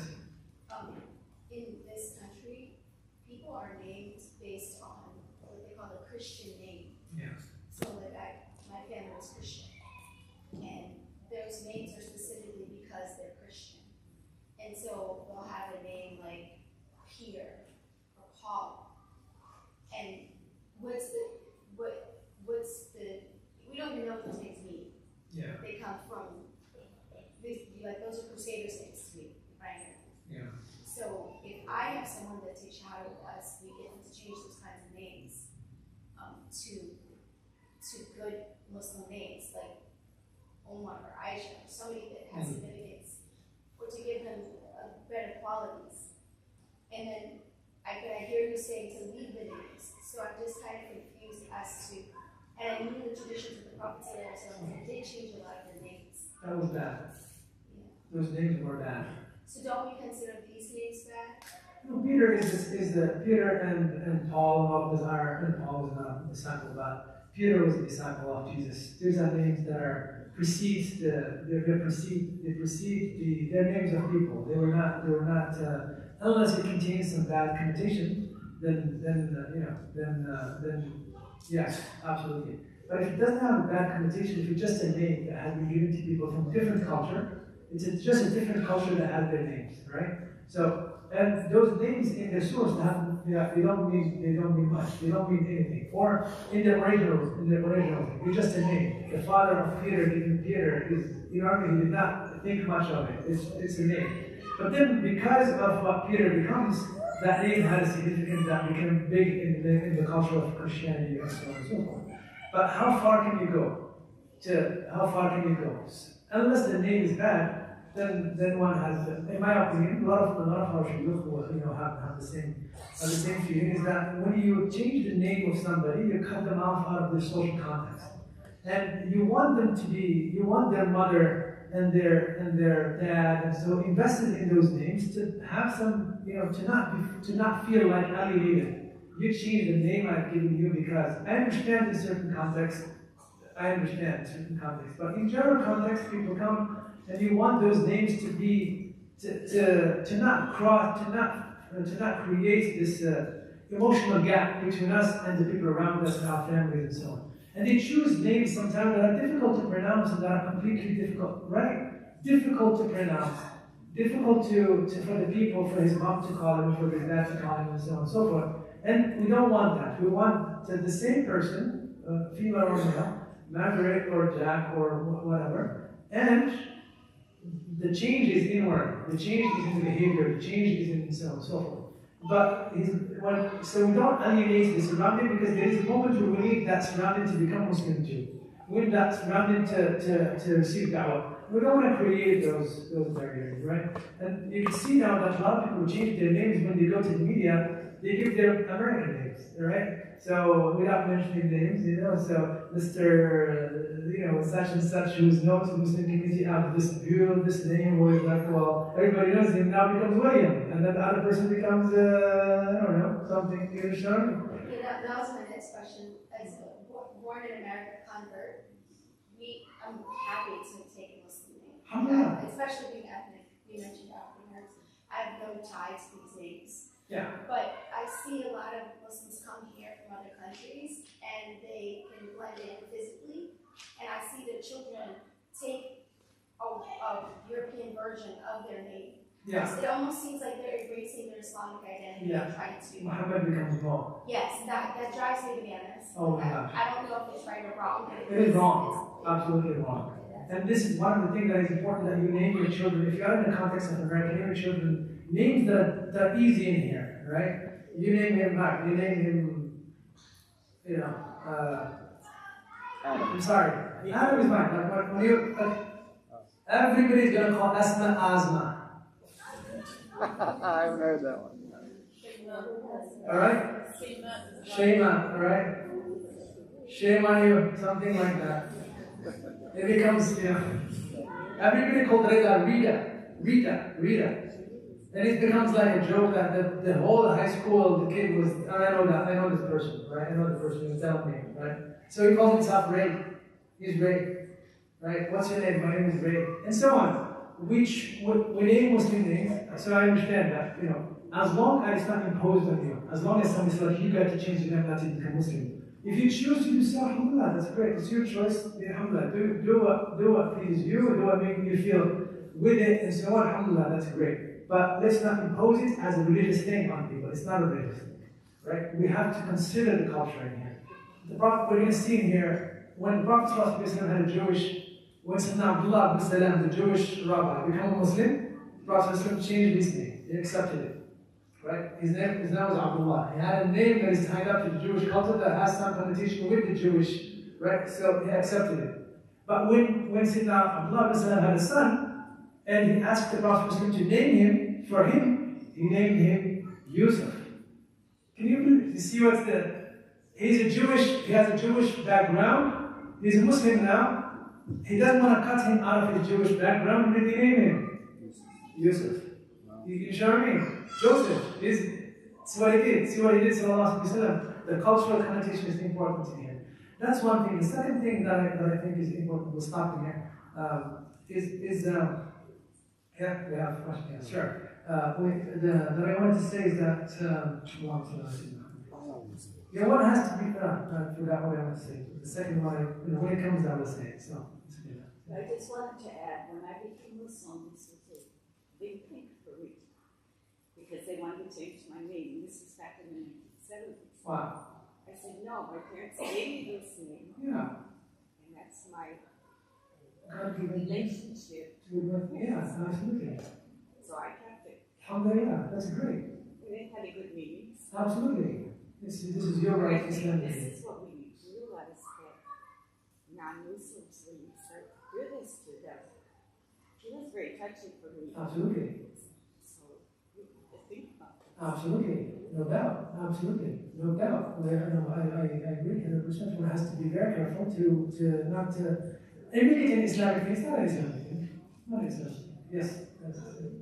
So I also wanted to add that what you were saying earlier about social context and things like that, like trying to make Islam accessible to Americans. Yeah. Sometimes it helps when they don't feel like they have to have their culture stripped from them. So even if somebody's a convert and they, like you're saying, the Jewish guy named his son Yusuf, if an American can name their child an American name, sometimes it makes them feel more like, oh, okay, so they see Martin with hijab on, so they feel like more like comfortable with that. Absolutely. And if there's no bad meaning of the name, then absolutely. it's more No doubt. I mean, this is it's clear.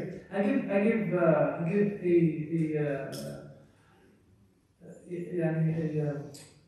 what's the word? An exception to the African American community. Why? Because the American community has been imposed on the names of its laborers and so on and so forth.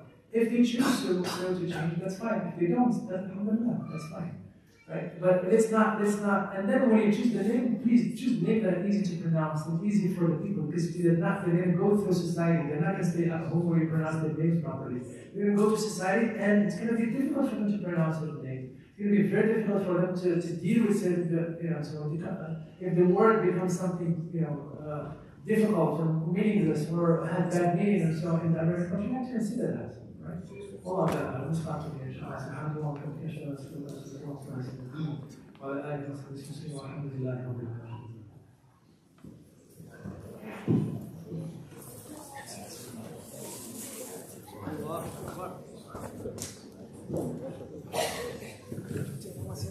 Assalamu alaikum. So, inshallah, tea and coffee ready?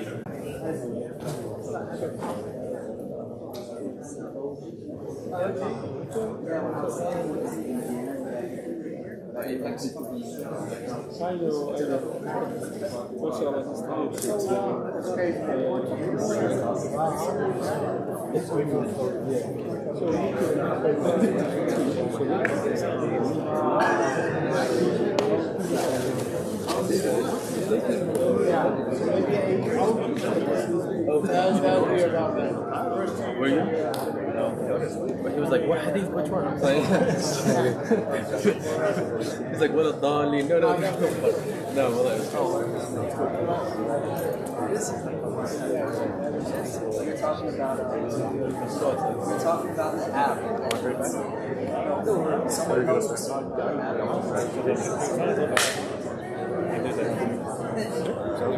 It's kind of like running on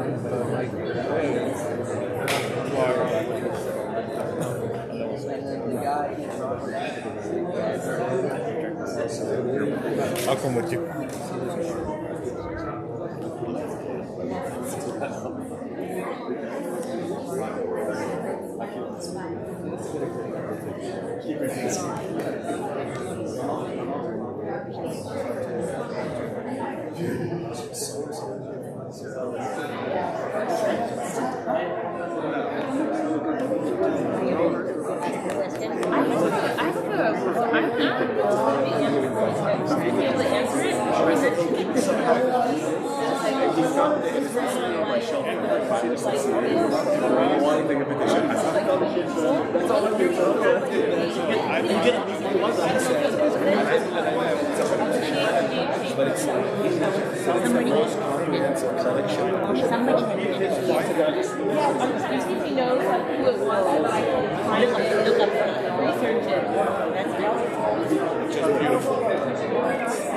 So this publishing house does these. It's like books for yeah. How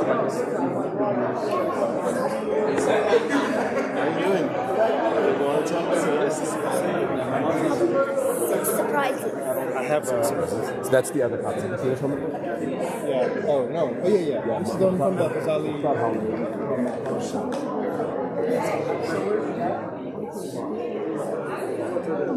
What happened to chivalry? I said, what happened to chivalry? What happened to chivalry?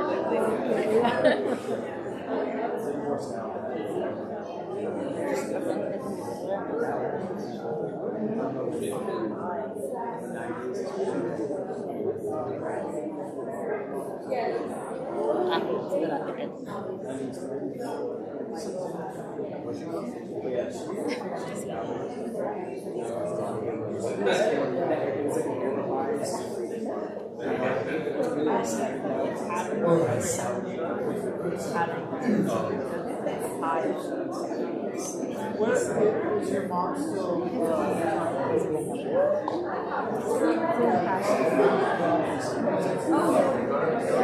Sisters.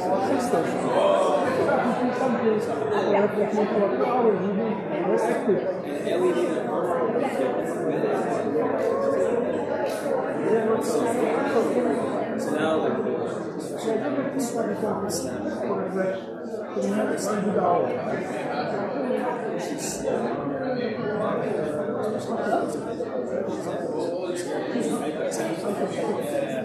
But it's just like,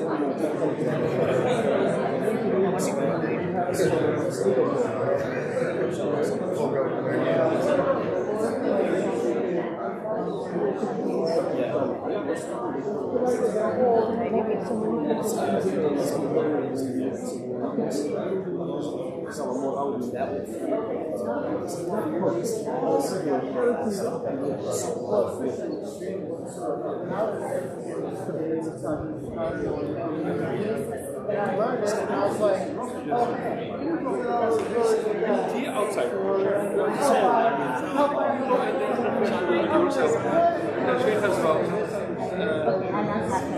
Sure, I'll come to you, Charles. I'll come to you. So there's mint tea ready, because we are not drinking it rested. Then, which we are up. So,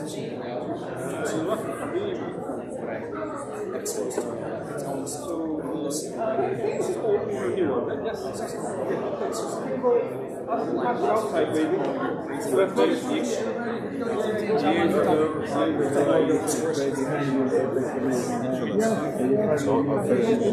One. Yeah, but like the shakes.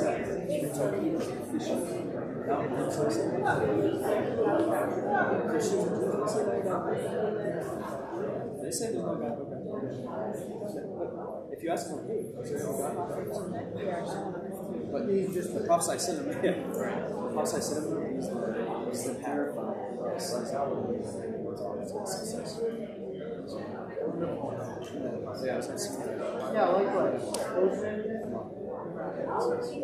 Third cinema.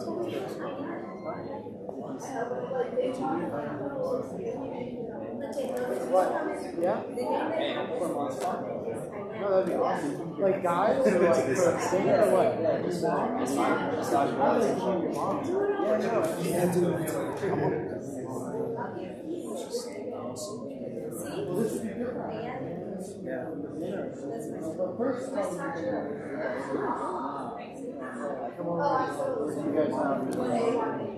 Yeah, so this is probably Diane?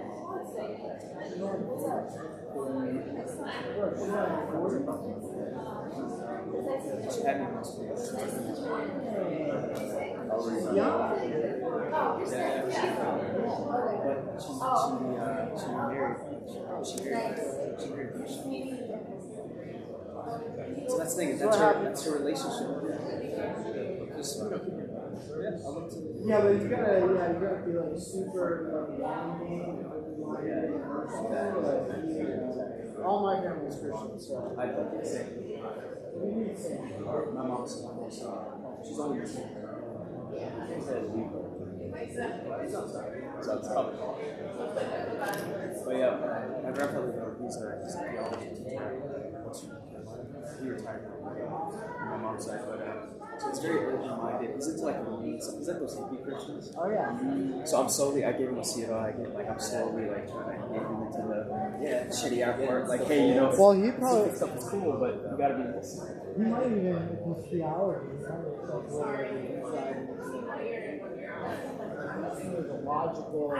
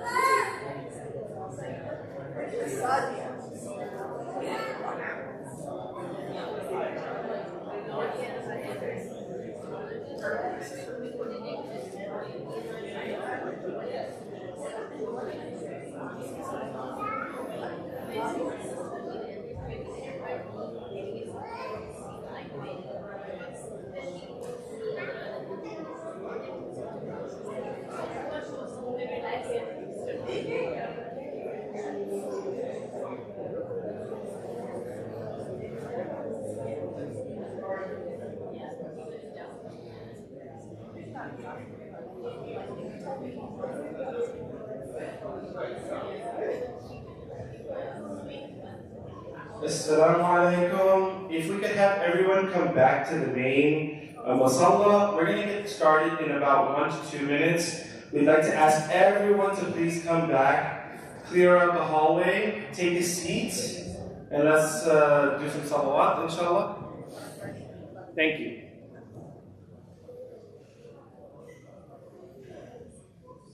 Where's your laptop? Hey, can you? I need. Thank you so much. Can you pull up the Taisir website and then put Taisir over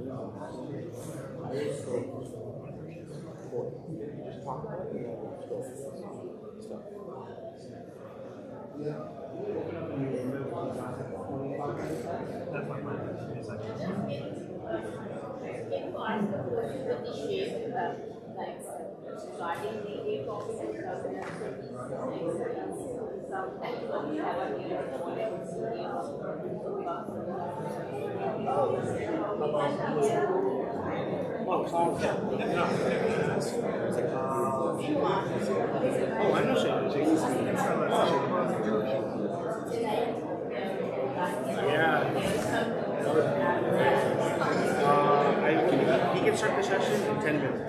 Will we just have our Taisir session afterwards? Beautiful. That'd be fantastic. Thanks, man. Of course. That's a non-question.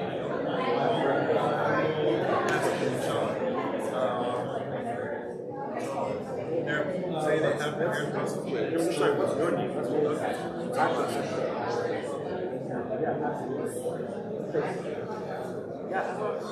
So I'll have it.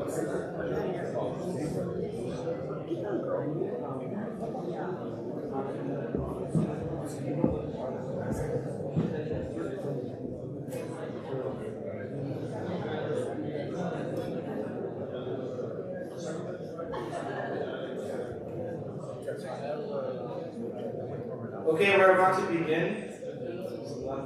Sallallahu ala Muhammad, sallallahu alayhi wa sallam, sallallahu ala Muhammad wa ala alihi wa sallam, sallallahu ala Muhammad, sallallahu alayhi wa sallam, sallallahu ala Muhammad وعلى آله وسلم صلى الله على محمد صلى الله عليه وسلم صلى الله على محمد وعلى آله وسلم صلى الله. Assalamu alaikum, thank you so much. We're going to take the next 10 minutes to talk a little bit about Taisir Seminary, a lot of the roots of where Shamail was born in the community of Knoxville, Tennessee. My name is Ashraf. I'm from Knoxville, Tennessee, and I have some brothers here who are also with me, and I have Brother Maz here, who's going to speak a little bit about Taisir, inshallah, if you can give him your attention. And then we have another small little gift for 5-10 minutes after that, then we'll resume, inshallah. Just a little bit reminder of what the schedule is going to be for today. Inshallah, our intention is to complete by Asr time at 6:15 for today's program. There will be an evening session after Maghrib. We do welcome the entire community to come. It is free and open for everybody to join the community session after Maghrib. It won't be a continuation of the exact hadith, so don't worry, we'll continue that in the order that was intended for the next day after. But in the meantime, inshallah, the intention is we complete at Asr time, which I'm assuming the Iqamah is at 6:15. So at that point, we will complete it. So right now, we're just taking a little moment, talk a little bit about Taysir, why we're here, what we're here to do, inshallah, and more about what we offer. Assalamu alaikum, how's everyone doing today? How many of you guys, this is your first time doing Shamail with Sheikh Hassan? How many of you are already planning to do it again when it's offered again? Okay, good. Everyone's hand who went up the first time is going up the second time. I asked this yesterday, but who here is at least their second time doing Shamail? Okay, has anyone done it 3 times? Is anyone doing it for their 4th time? Okay, inshallah, as we continue to repeat it, opportunities come up, please take advantage of it. So I just want to talk a little bit about Taysir Seminary, some of the programs we have to offer, and how is it that something like Shamail has grown to become what it is. So, some of the first thing I want to talk about is our main program, which is our 1 year in Islamic Studies Intensive. It is a 2-semester program in which we focus on 3 main aspects, knowledge, spirituality, and activism, which are the 3 main tenets of what makes Taysir Taysir. And hopefully you've noticed that in how Sheikh Hassan discusses things. He talks about the knowledge aspect when he mentions all these technical facts and historical facts. He mentions the spirituality by having us start with salawat. And he mentions the activism because he talks about the idea of justice and how the Prophet came and changed the condition of people. So for knowledge, we have quite variety of classes. Our day starts at 8 a.m. at Taysir, Monday through Friday, and on Thursdays it ends at 4:30. On Fridays it ends a little bit early because we have Jummah. The classes we have to offer are some of the ones you would find at any other seminary. We have fiqh, seerah, hadith, Quran, tawheed, or theology, methodology, which is a little bit of how did we as a ummah get to where we are, and then what do we do next. But beyond that, we have classes that are very unique to Taysir. The first one is Islam in America. We talked, Sheikh Hassan mentioned a little bit about the history of names for a lot of people who converted to Islam, including someone like Malcolm X. We have a whole course focused on when did Islam start in America, and how did it grow, and what were the aspects of it, and how is it that wherever we started from, how did we end up here? So, does anyone know who some of the first Muslims to come to America were? The slaves. That's one of the opinions. There's a second opinion that people from Africa came even before that. So Islam is it's not as new to America as we like to think. And it's important for us to know our history as American Muslims. We need to know the American Muslim history. And Ustaz Zainab teaches that class, and it's amazing. We also have a class on Islam and modernity, which is how do we deal with the issues of modernity in today. It's not hard for us to see the issues of modernity in front of us, so we need to know how to deal with them. On top of that, we also have a class on Islam and mental health, and I think I got all the classes. The next part is spirituality. Every day starts with dhikr. 8 a.m., we're there on time, and we have a full morning work that we do where we go through some of the other part of the morning together, and that's every day. Beyond that, we have regular qiyams. A quote that really, when I was deciding if I was going to do Taysir or not, a quote a friend of mine said was, when I came to Taysir, I didn't know I was capable of doing qiyam as much as I did. And so if you want to grow your connection to Allah through qiyam, Taysir will put you in a position where you can do that. We also have a class that I mentioned called Suluk, which Sheikh Hassan teaches. So if you're studying with Sheikh Hassan, that's the class you want to sit in on. Suluk is the idea of, another basically you might call it tazkiyat al-nafs, or whatever you want to call it. How do we better ourselves spiritually? How do we attain a higher spiritual state of ihsan? The third tenet is activism. We have a class called Tajdeed. Tajdeed means revival. And this class we talk about how can we become good followers and leaders of the Muslim community, what are good strategies, what are some practical ways in which we can better our own communities. And that's all in 1 year. Those of you who are more interested, you can also do a second year. Before I talk about that, I finished a one-year program and I feel completely transformed. Ashraf completed a one-year program. Do you feel transformed?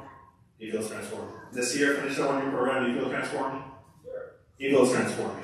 They're underplaying it. It changes you. And if you want to be changed even more, you take the second year program, which I'm finishing in 2 weeks, inshallah. And the second year program is heavily Arabic. In the second year program, we have Arabic for 2 hours every day. Then we do a Sierra class in the afternoon, that's in Arabic. Then we have a Hadith class with Sheikh Hassan, in which we've so far covered about 400 Hadith this year, 350 Hadith from Riyadh al-Salihin. And it's just a continuation of your studies. And you get even smaller classes in the year 2, so you get more one-on-one time with these amazing teachers, who I want to talk about next. So, you guys know Sheikh Hassan. Talk about it. You guys have experienced Sheikh Hassan. Does anyone know any of the other teachers at Taysir? Michael Dan? Dr. Dan. As I call him, my best friend. He doesn't call me that, but yeah. I think we're best friends. He's a professor. He's an amazing guy, Dr. Dan. I've learned so much from him. I've grown from him. I've gone from Umrah with him. He's an amazing man. Anyone know anyone else who teaches at Taysir? Zainab Ansari? Yeah. The Ustad Zainab.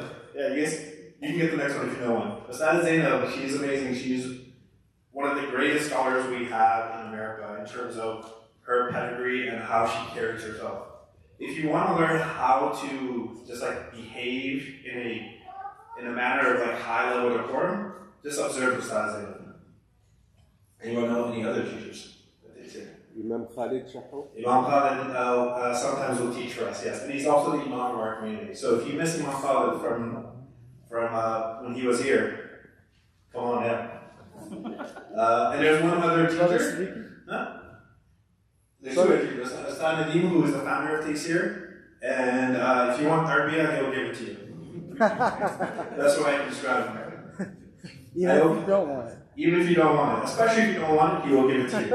As he likes to say, no pain. No gain. No pain, no pain.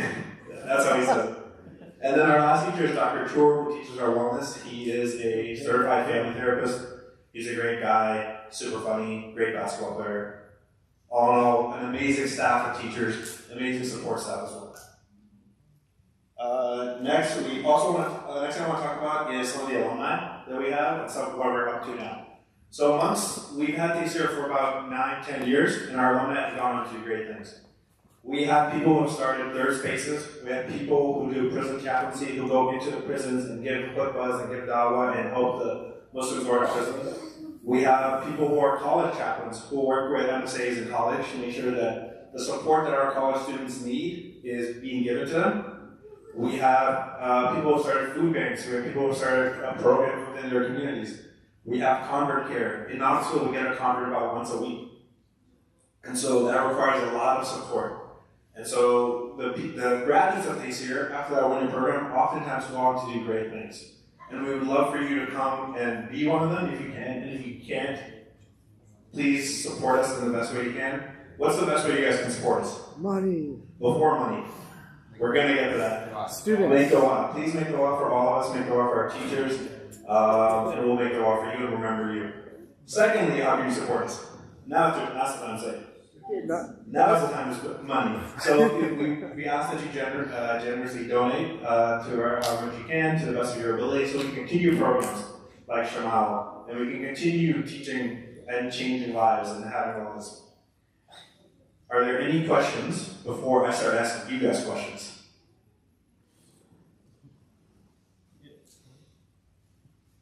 Oh, yes. I'm so sorry. For the Arabic intensive program, do you have to speak Arabic? For the Arabic intensive, you just have to be able to read it to start off, and then as the program goes on, you learn to speak it. Your reading fluency increases, and you learn to be able to translate text.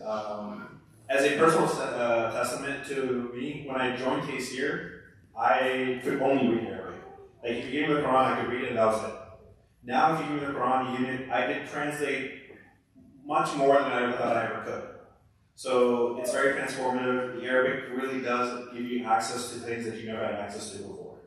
And I will talk about our Arabic intensive over the summer in a second. Yes. I also have another question. If you're coming from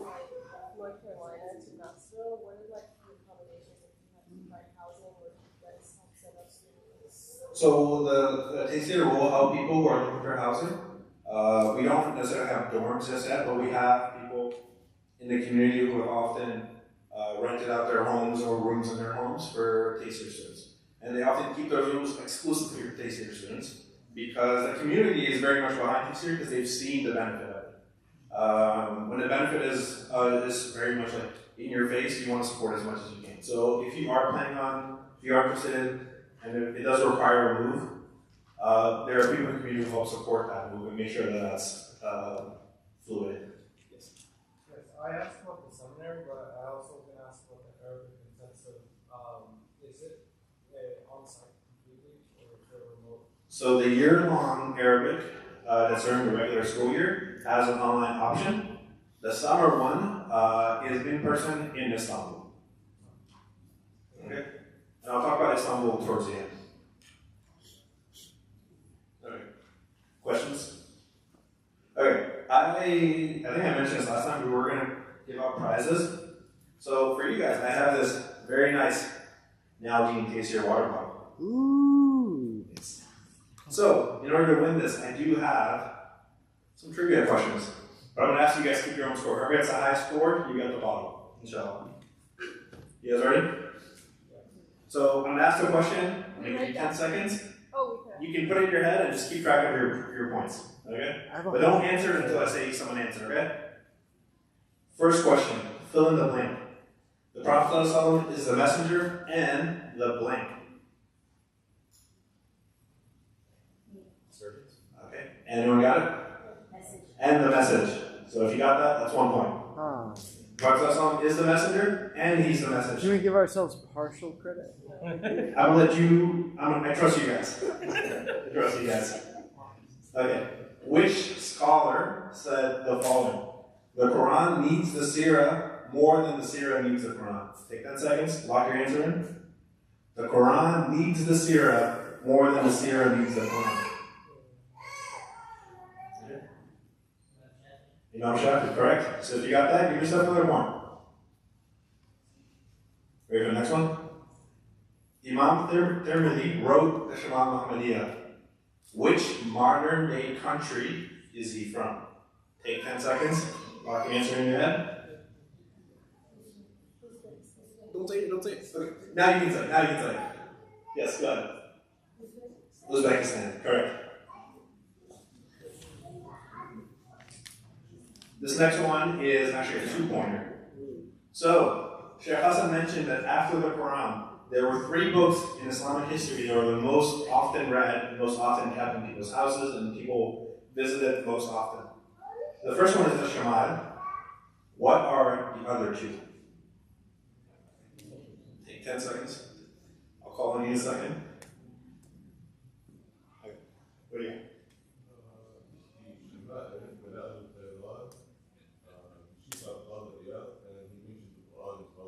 That's it. Perfect.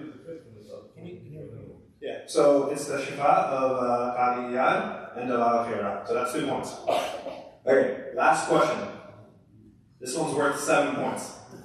Since it's 7 points, I think you guys can guess what the question's going to be. There are 7 hadith narrators who have narrated over 1,000 hadith. Okay. Sheikh Hassan mentioned all their names. Maybe Friday night. Okay, ready? I'll give you guys 20 seconds for this one because this one takes a little longer. So just keep track of how many you get when we read them off. Okay. Give me 5 more seconds. Give people 5 more seconds. You got it. You ready? I can repeat my own, right? Sure. Abu Sa'id al-Khudri. Abu Sa'id al-Khudri. Anas ibn Malik. Abu Hurairah. Abdullah ibn Abbas. Aisha ibn Anha. Abdullah ibn Umar. Jabir ibn Abdullah. MashaAllah. Okay. Who got the highest? Who thinks they have the highest score?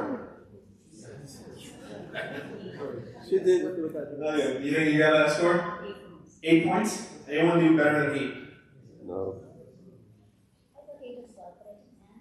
You got 8 as well, okay? I do have a tiebreaker for you two if you guys want to do a tiebreaker.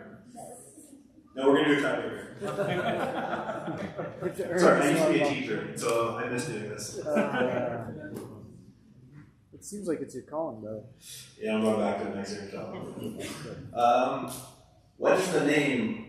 And whoever says this first gets this. This one's time. The name of the mother of Anas. Congrats, you got it. Wow.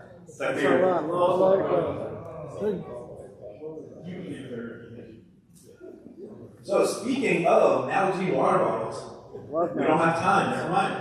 So Nalgene water bottles are great for if you go outdoors. We have a wilderness program that we do.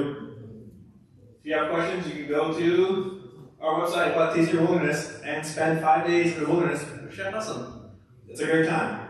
If you have more specific questions, please find me or Ashraf or Nasir. So thank you guys so much. You guys do all 5 of those? Yeah. Wow. I'll let Ashraf. Ashraf took my time away. He said I was done now. He wants to talk. Sorry. Please, takbir. Allah Akbar. I want to reward Maz. Alhamdulillah, he's one of my close friends, and I'm very grateful for his companionship. We're very lucky. So, a little bit about Taysir Wilderness, just really quickly, and then I want to just transition because we do want to get back to the hadith. So, Taysir Wilderness is an important program. Think about how often do you see the night sky stars? How often do you see the stars? Not at all. We're so reliant on prayer timetables. We're so reliant on so many different formulas and machinations of the modern world that we don't really consider how much do we actually engage in Allah subhanahu wa ta'ala's creation. And so Taysir Wilderness was born out of an intention to find your creator in the creation. And so it's an opportunity to train yourself physically, mentally, and spiritually, starting your morning early at Fajr, waking up, putting your backpack on, and going out into the wilderness. As a person who's personally has done Wyoming, we've gone to Wyoming several times a year, and we go 5 days backpacking. Don't worry, I'm a city boy. I started in New York, and I never hiked a foot before I came into Taysir. And subhanAllah, I've done it 3 times now, the trip. And you can go from beginner level all the way to advanced level, and you'd be surprised what's possible. So I encourage you to go to TaysirWilderness.org. We also have it on TaysirSeminary.org. We're here the entire weekend. Me, Maz, Nasir, Ahmad. We're here to speak to you and to answer any of your questions, accept your donations, and accept your du'as. It's really important. These programs are missing from young people across America. Who's going outside and remembering Allah often? Who's going outside and putting Allah on their tongues when they walk into work, when they walk into their schools, when they walk into their homes? Our intention is to embed Allah and the Prophet ﷺ and his Sunnah in every single aspect of our lives. And Taysir is the first step to getting into that closeness. So may Allah accept from us, and please make dua for us and protect our teachers and our communities. I mean, we are very grateful that we are being welcomed by your community. May Allah protect everyone here at the Kari Masjid. So with that said, I actually want to invite a special guest who doesn't actually probably know that I've met him before, but may Allah accept. I want to invite Brother Shane Atkinson to come up. He has something special to share for the Prophet ﷺ. So after his delivery, inshallah, I'll bring Sheikh Hassan on. Yes? What's the ratio of non-young people to young? In Taysir? Yeah. Great question. So my year, I had the most diverse class possible. And that was about 4 years ago. We had everyone from 18 years old all the way to 65 years old. We had an ex-convict. We had married couples. All in the same class, by the way. And we had a great mix of females to males and also diverse nationalities. Surprisingly, Taysir Seminary does invite and welcome this type of group because the intention is always focused towards Allah subhanahu wa ta'ala. And I'm happy to answer more demographic questions or other specific questions, including tuition, financial aid, and other questions. Please feel free to come to the table. So with that said, Brother Shane, hey, assalamu alaikum. Assalamu alaikum. I was in the area doing some training with some folks from Center DC, and I just got a call with a request to come by here. What a beautiful honor to get to come be here and share. So I'm going to share a song called Southern Salawat. Good Lord, you sent him to guide us along, begging you to bless him. We sing our songs to break through the clouds. You sent a light to be the perfect beacon and guide us to right. If I never get to see your face, your footsteps I will still retrace. If I stumble, I'll stand and try to take flight, drawn like a moth to your prophet's light, drawn like a moth to your prophet's light.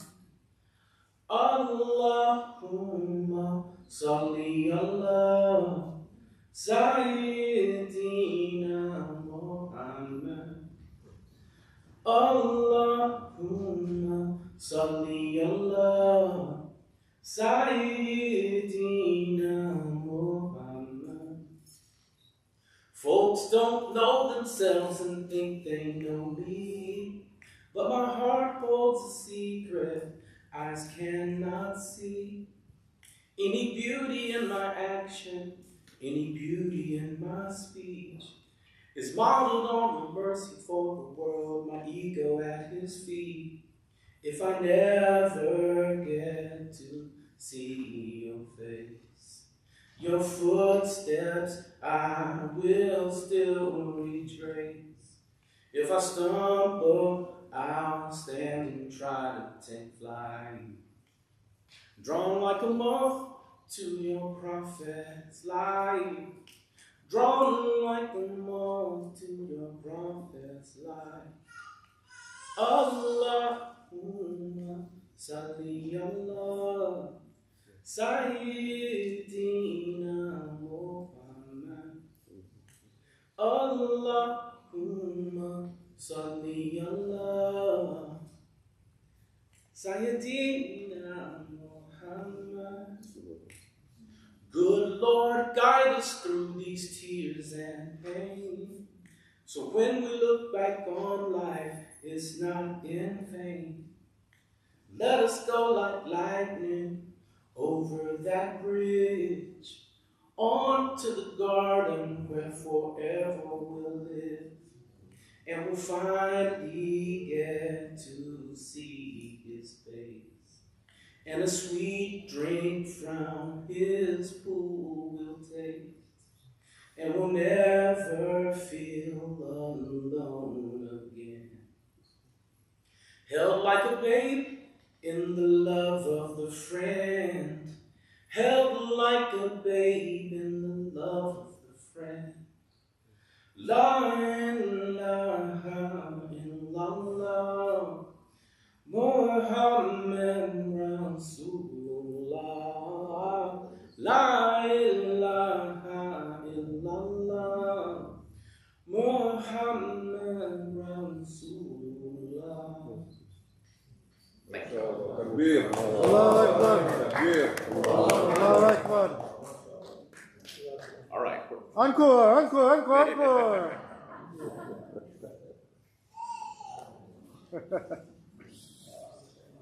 One more.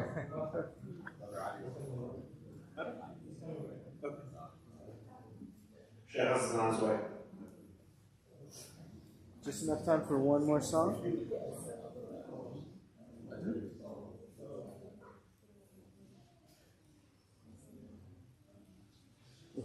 Sallallahu ala Muhammad, sallallahu alayhi wa sallam, sallallahu ala Muhammad, wa ala alihi wa sallam, sallallahu ala Muhammad, sallallahu alayhi wa sallam, sallallahu ala Muhammad, wa ala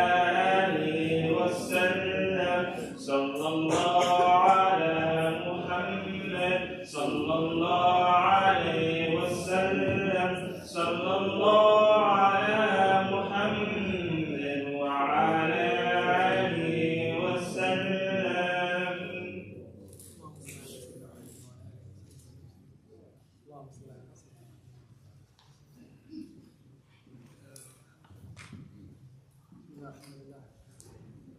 Bismillah, alhamdulillah, sallallahu alayhi wa sallam. We have some talents, mashallah. We have some serious talent, mashallah, mashallah. That's great, alhamdulillah. We ask Allah Ta'ala to keep all of that talent springing and sprouting out of love to the Prophet sallallahu alayhi wa sallam. Bismillah. باب ما جاء في كحل رسول الله صلى الله عليه وسلم. Chapter on the continuity of the Prophet. حدثنا محمد بن محمد الرازي حدثنا أبو داود قال سمعنا عباس بن مصطفى بن عباس بن مسعود وقال تحرير سنتين من البصر ويكون الشعر وزعم النبي صلى الله عليه وسلم بكرة تحريرها كل ليلة ثلاثة في هذه وثلاثة في هذه. On the authority of Ibn Abbas, that the Prophet ﷺ said, color the edges of the eyelids with antimony, for it clears the vision and makes the eyelashes grow. The Prophet ﷺ used to put kohl in his eyes. He used to put kohl in his eyes. But he used to put it as antidote, as in a medicinal way, not for ornation, not for beautification. He was not putting it to, well, how do we know that?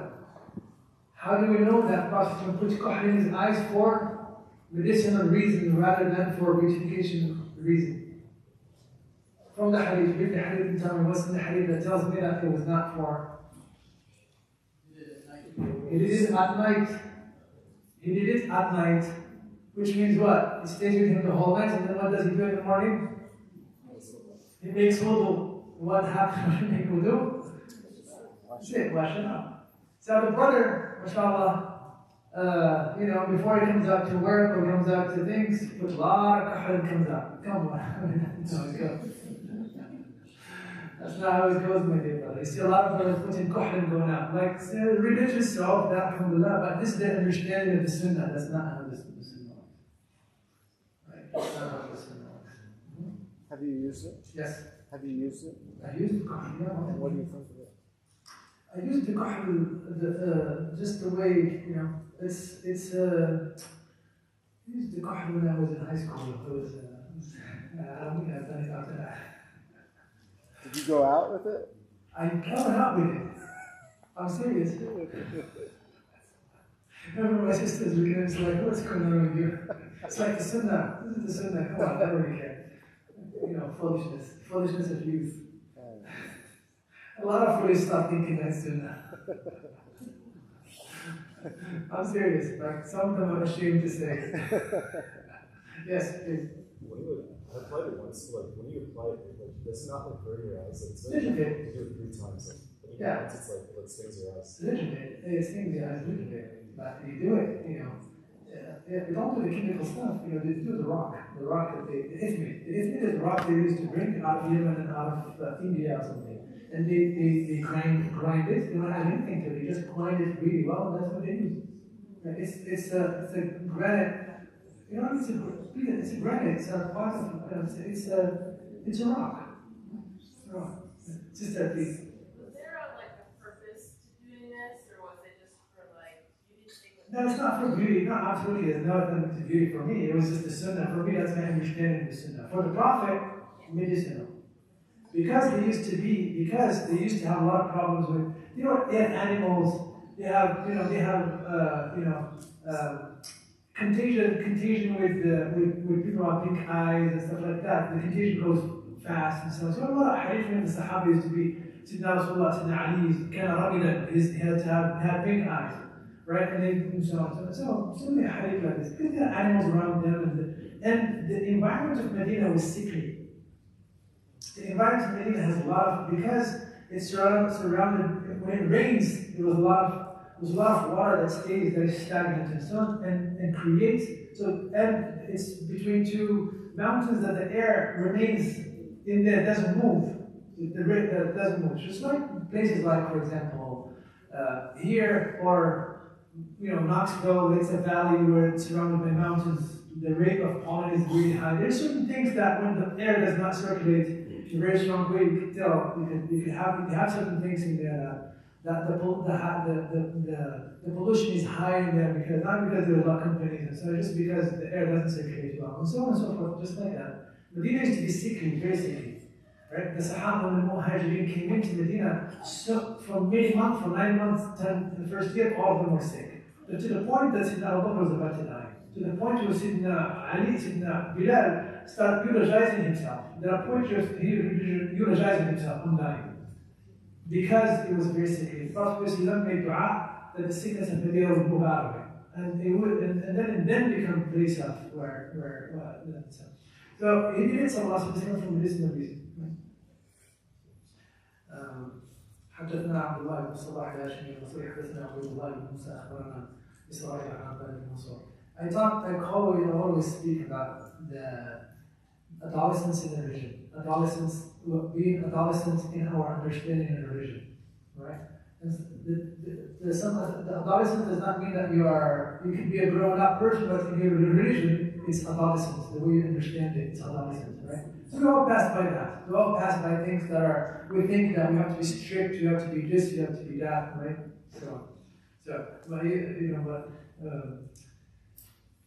My aunt would come out, what is the place today? My aunt raised me. So she would come out and comes to the home and find me putting all like covers, like putting curtains or a piece of fabric on the pictures. All of them. There are pictures, there's a picture in the house and I put a curtain on it, I cover it and stuff. There should be no pictures in the house, there should be no this, there should be no that, in ways that are sometimes caricatural, sometimes funny. So وحدثنا علي بن حجر حدثنا يزيد بن هارون حدثنا عبد الله بن منصور عن كتاب ابن عباس قال كان رسول الله صلى الله عليه وسلم يكتحل قبل ان ينام بيت بثلاث في كل عين. قال يزيد بن هارون في حديثه النبي صلى الله عليه وسلم كان ابن مخرج يكتحل بثلاث في كل عين. سن حديث فور حدثنا احمد بن مني اخبرنا محمد بن يزيد عن محمد بن اسحاق عن محمد بن منكر عن جابر بن عبد الله قال رسول الله صلى الله عليه وسلم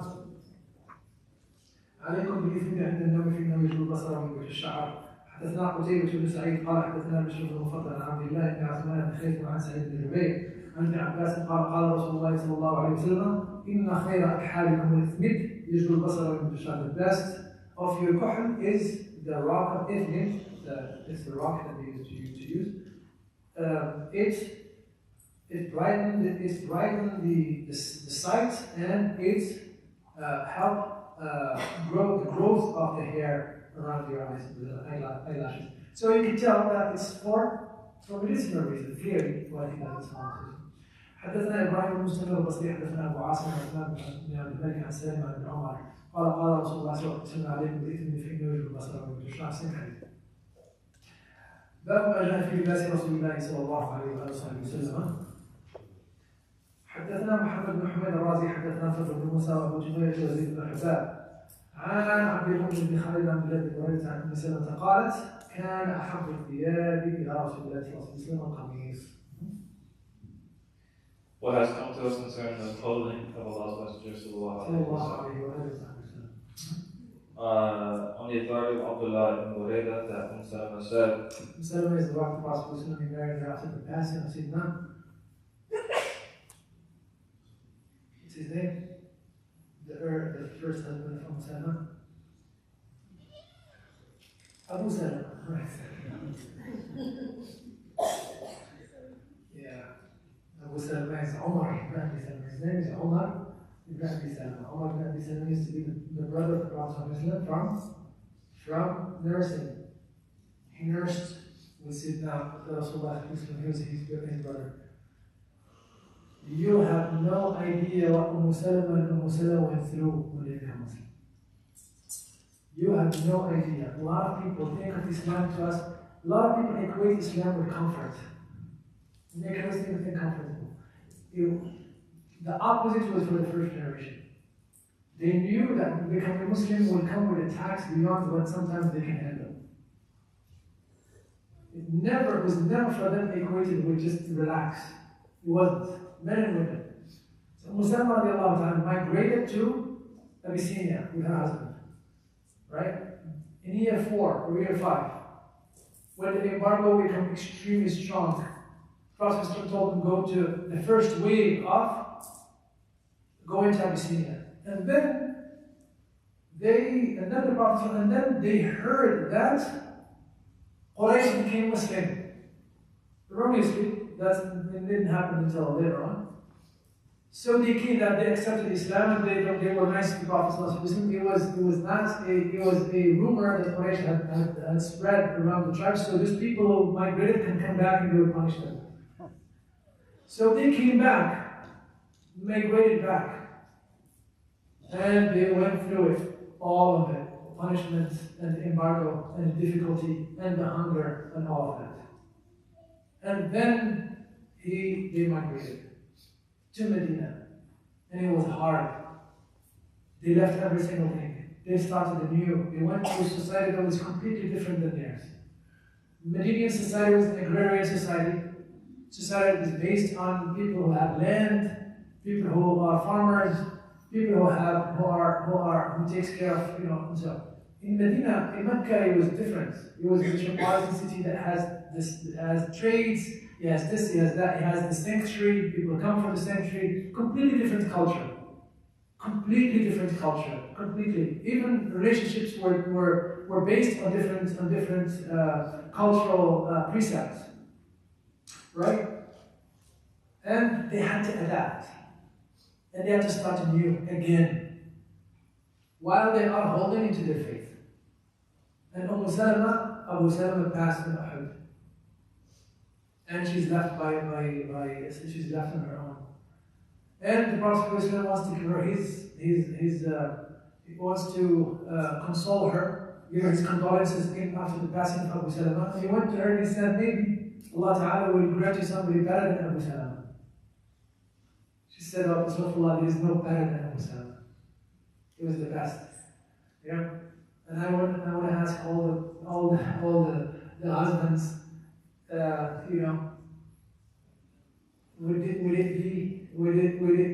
is it possible that you find after capitally have your spouse and the investment you made and the love and the treatments that they would say that about you? There is no like. Isaac is making sure that that's what's going to happen, right? And vice versa. And vice versa, right? This is what matters in it. It's what matters in a relationship. Because the fervor of that physical love fades. What remains is the mawadda, the love of the soul. Right? And if people don't invest in that early on, there won't be much of that.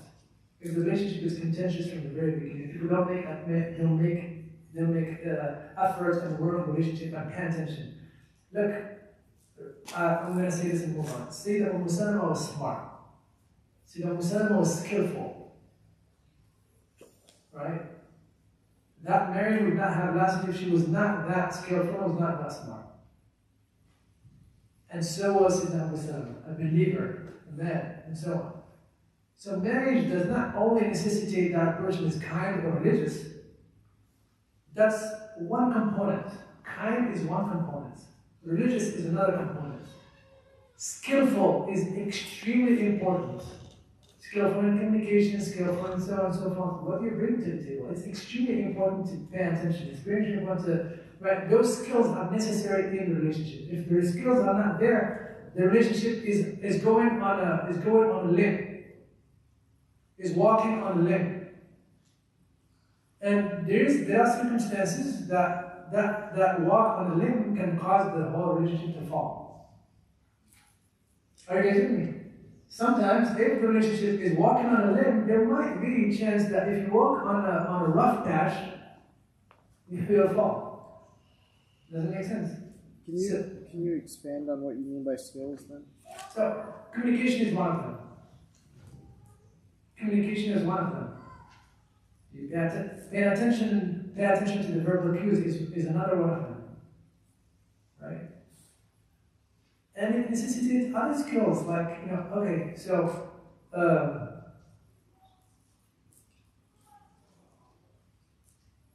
some traditional skills, just as simple as cooking, as simple as arranging and having a good taste and developing one's taste in making, right?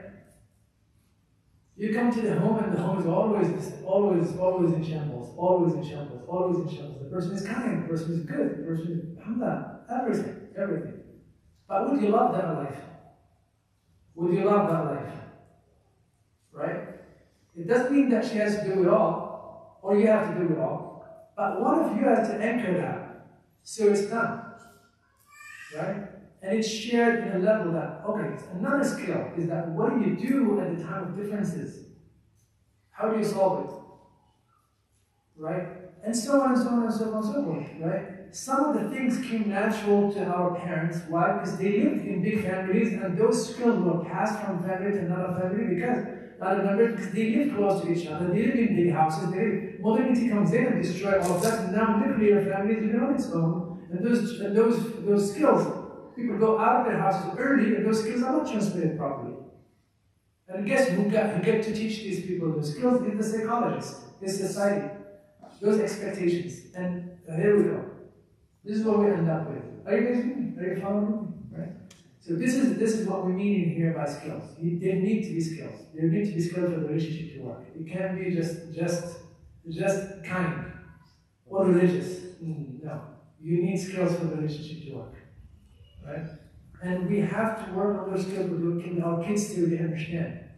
From very early on to really develop those skills. If you keep on doing things for them until they are 20 and 21, you keep doing things for them, they'll never go and learn those skills. Oh, what are those skills? Finances, for example. How many relationships broke because of finances? Right? Skills, intimacy, and so on and so on. Just the major things that you guys understand what I'm talking about. So that's the idea. So Salama is to be extremely highly intelligent. She's highly intelligent. The Prophet told her, maybe Allah Ta'ala will grant you somebody like Abu Salama. It's like there is no better than Abu Salama. I said, well, you never know. Just say, Allah oh Allah, substitute for me better of what I have lost in my calamity. Right? And give me a reward for it. Give me a reward for my calamity and substitute for me better. And he taught her that dua. And when her iddah finished, he went to her and she said to her, Salama, I will marry you.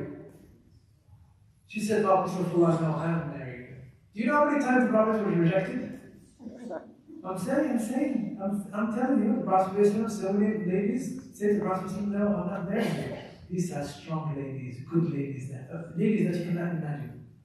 They love the Prophet, they want to go to the Prophet, and they said, no, I'm not going to give you your right, I'm sorry. I'm not going to give you your right, I'm not marrying you. One of them is Hani. She adamantly said, no, I'm not marrying you. I have little kids and I have to take care of them, I can give you your right. Salama was the same thing. The Prophet told her, I want to marry you. She said, I'm sorry, I can't marry you, I have little kids. And I'm jealous. Yeah, wives, and I'm extremely jealous. Right? And I don't know how to deal with that. So just, I'm not going to give you your rights. I'm not going to give you your rights, so just, I'm sorry, thank you. He said, well, I'll give you a proposition. Prophet Muslim, look at that Prophet. It's like, oh, the Prophet rejects me, so insecure. Look at you. I'm the Prophet, you say that to me? Right? Jahannam. Right? No, that was not the Prophet, right? He was not using that card, I'm the Prophet. The people who use that card, I'm the man. The people who use that card, you gotta obey me. You use that card, the Prophet told you to obey me. These are insecure men. They're insecure men. I'll tell you, there is nobody who should use the Prophet ﷺ so you can have his desires fulfilled. That's low. Or to control somebody, that's low. You have to be convincing. On your own. You get to build capital with the person that you're married with. You can build capital of goodness, give capital of understanding, give capital of trust, give capital of confidence. Trust and confidence. Right? Always doubtful, always like looking to find, your jibab is one semester, one centimeter high. Let me see, let me count your jibab how it is. It's just like counting every single small thing and making life difficult. Life will not go like that. One has to let go of certain things. One has to move on. Let go. That's the Prophet was. Right? So What I don't know what he's saying. Salama. Salama radiallahu ta'ala anha said to him, sallallahu alayhi wa sallam, I can't. He said, well, maybe, he went further to say to her, look, what if I give you a proposition? Hold on, let me give you a proposition. He said, oh, sure, tell me, what do you have in your mind? He said, well, your kids are my kids. They need a man. They need a man to raise them. And I'd be that man. Very convincing, isn't it? Very convincing, right? And then the second one is, when you ask for your jealousy, I would ask Allah to take it away from you. How is that? How is that for a deal? Then she has no excuse now. She's sincere, she has no excuse. Sure, that is the case and not the case. We have many hadith that are narrated to us by the son of Sidna Abu Sallallahu, and the son who was raised in the household of the Prophet, how the Prophet educated him. How the Prophet disciplined him. Because he lived. He was the stepson of the Prophet and cared for him. Does it make sense? Right? So that's Salama. And he married her sallallahu alayhi wa sallam.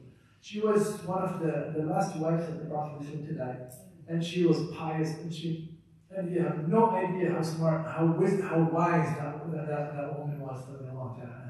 Her name is Hind bint Umayyah al-Makhzumiyya. Her name is Hind bint Umayyah al-Makhzumiyya. Her name is not Salama. Salama is her nickname. Her name is Hind bint Umayyah al-Makhzumiyya. So what is Abdullah bin Abi Salama. Abdullah bin Abi Salama, not Umar. Umar is his son, sorry. Her husband was Abdullah bin Abi Salama, not Umar. Sorry. Umar was his son. Salama said, Salama comes from remind you, Salama comes from a high lineage. You know what I mean? She's up there high, lineage. She's the cousin of Sayyidina Khalid bin Walid. She's the cousin of Abu Jahl. You know what I mean? It's the elite of society, right? But she went through a hard time, hardship. We have no idea, poverty, change of migration. SubhanAllah. And she's steadfast, thick and thin. Thick and thin. There are people who are really only at time of ease. When a time of difficulty comes in, they crack, right? They crack. No, thick and thin. Poverty and richness and so on and so forth. And alhamdulillah, she lived a good life with the Prophet. She was consequential in some terms in the history of Muslims in ways you cannot imagine. And she gave advice to the Prophet. The Prophet would consult with her in many ways. He would go to her and say, what do you think about this? What do you think about that? Right? She saved the Muslim in Hudaybiyah. Who saved the Muslim in Hudaybiyah? Muslim saved the Muslim. The Muslims were in bad shape, especially the Muhajirin. The Muhajirin was in bad shape. They were upset that the Prophet ﷺ accepted the deal of Hudaybiyah with the Mushrikeen of Makkah. And they were upset to the level that they disobeyed the Prophet ﷺ. He told them, we're not going to get to Makkah, so shave. He said, shave and take a shower and take an ihram off. We're not, that's it, done. He said, how can we go take our ihram off and we didn't reach the house? And you promised us we're going to reach the house. I didn't promise you this year. I promised you we're going to come back and do Umrah, but not this year. I promised you, but not this year. So go ahead and shave. And go ahead and take a shower, we're going to go back. That's it. We have a structure deal. And Sayyidina Umar was one of them upset. He was really upset. It took from Sayyidina Abu Bakr to push him hard out of the door of the tent of the Prophet ﷺ. And he said, move out, Umar. Stick to the Prophet ﷺ's rope. He tells you to go. That's it. That's what it is. Move out. Sayyidina Umar blocked the Prophet ﷺ to come out of the tent and said, why are you selling us short? This deal is very bad deal that you had. So why are you selling us short? That's what he said to Umar. Sayyidina Umar said, I'm still giving sadaqah and crying for forgiveness for what I did in Hudaybiyah. This is years after the passing of Sayyidina Rasulullah. He said, I am still, he remembers it and he cries. He remembers it and he cries, like, look at me. He still pays sadaqah and ask Allah's forgiveness for the day of Hudaybiyah. Because, understandable. And the Prophet was kind with them, and the Prophet He understood their upset. They missed it. They missed their city. They missed their families. They missed Mecca. They missed their house. And they had all their hopes really high. And they're so close. They're right there. Right there. And they couldn't go. And the team made it that they're not going to go that year. They were out of their minds. They were upset. He told them, go shave. Nobody wanted to shave. So he went to the Sayyidah Salama, she was one of the wives who was with him in this trip, and he told her, Halak nas. People were destroyed. They disobeyed me. None of them wants to do what I'm telling them. They were all in destruction. Right? Halak nas. People are in destruction. Self-destruction. They disobeyed the Prophet. Ya Rasulullah, don't. Ya Rasulullah, don't be upset. Don't be upset. They're upset because of this. Right? Don't be upset. You know what you need to do. To do what? Like, go out. Don't talk to any one of them. Go ask for your barber and shave your head. And take off your ihram. And take your shower. And see that they're all going to follow you. Just go ahead and do it. He didn't say, you, woman, what do you understand? Go sit down. Go make some biryani. Go make some couscous. What do you know? He said, sure. He obeyed her, sallallahu alayhi wa sallam. He obeyed her, and that saved the Muslim community, Ansar and Muhajir. The obedience of Sayyidina Salama saved everybody, saved the whole day. He went out. By the time he came out and he's taking he's shaving, the Muslims start feeling bad. The Muhajirs start feeling bad. We're upset at the Prophet. They're crying. They're fighting for his hair. They're fighting for his wudu. They're fighting for his and so on. And they went and asked forgiveness from the Prophet. And he forgave them. Sayyidina Umar did not want to show himself to the Prophet when he was coming back. When they were coming back, he said, Sayyidina Umar, when we were coming back, I was getting close to the Prophet so I can be in his vision sight, in vision field, in his sight field, just so I can say, I'm really sorry, Rasulullah. Right? And he gets closer, and then he said, to the point where my camel was, the neck of my camel was on the neck of the camel of the Prophet, and I said, oh Rasulullah, he's not responding to me. He's not responding to me the first time, he's not responding to me the second time, he's not responding to me the third time, he's not even looking at me, he's covering his head and he's not looking at me. And I said, I am none. I said, I'm destroyed. I destroyed all my Islam what I have done in my Islam. So I went far from the Prophet and he started coming. Just going aimlessly, while the Prophet was at the back. He went far away from him. And he was just aimless. And then he said, sallallahu alayhi wa sallam, after a while, it's like, what is Umar? When they stopped calling for Umar, he said, oh my gosh, I'm done. So Quran was sent to the Prophet about me, I'm destroyed.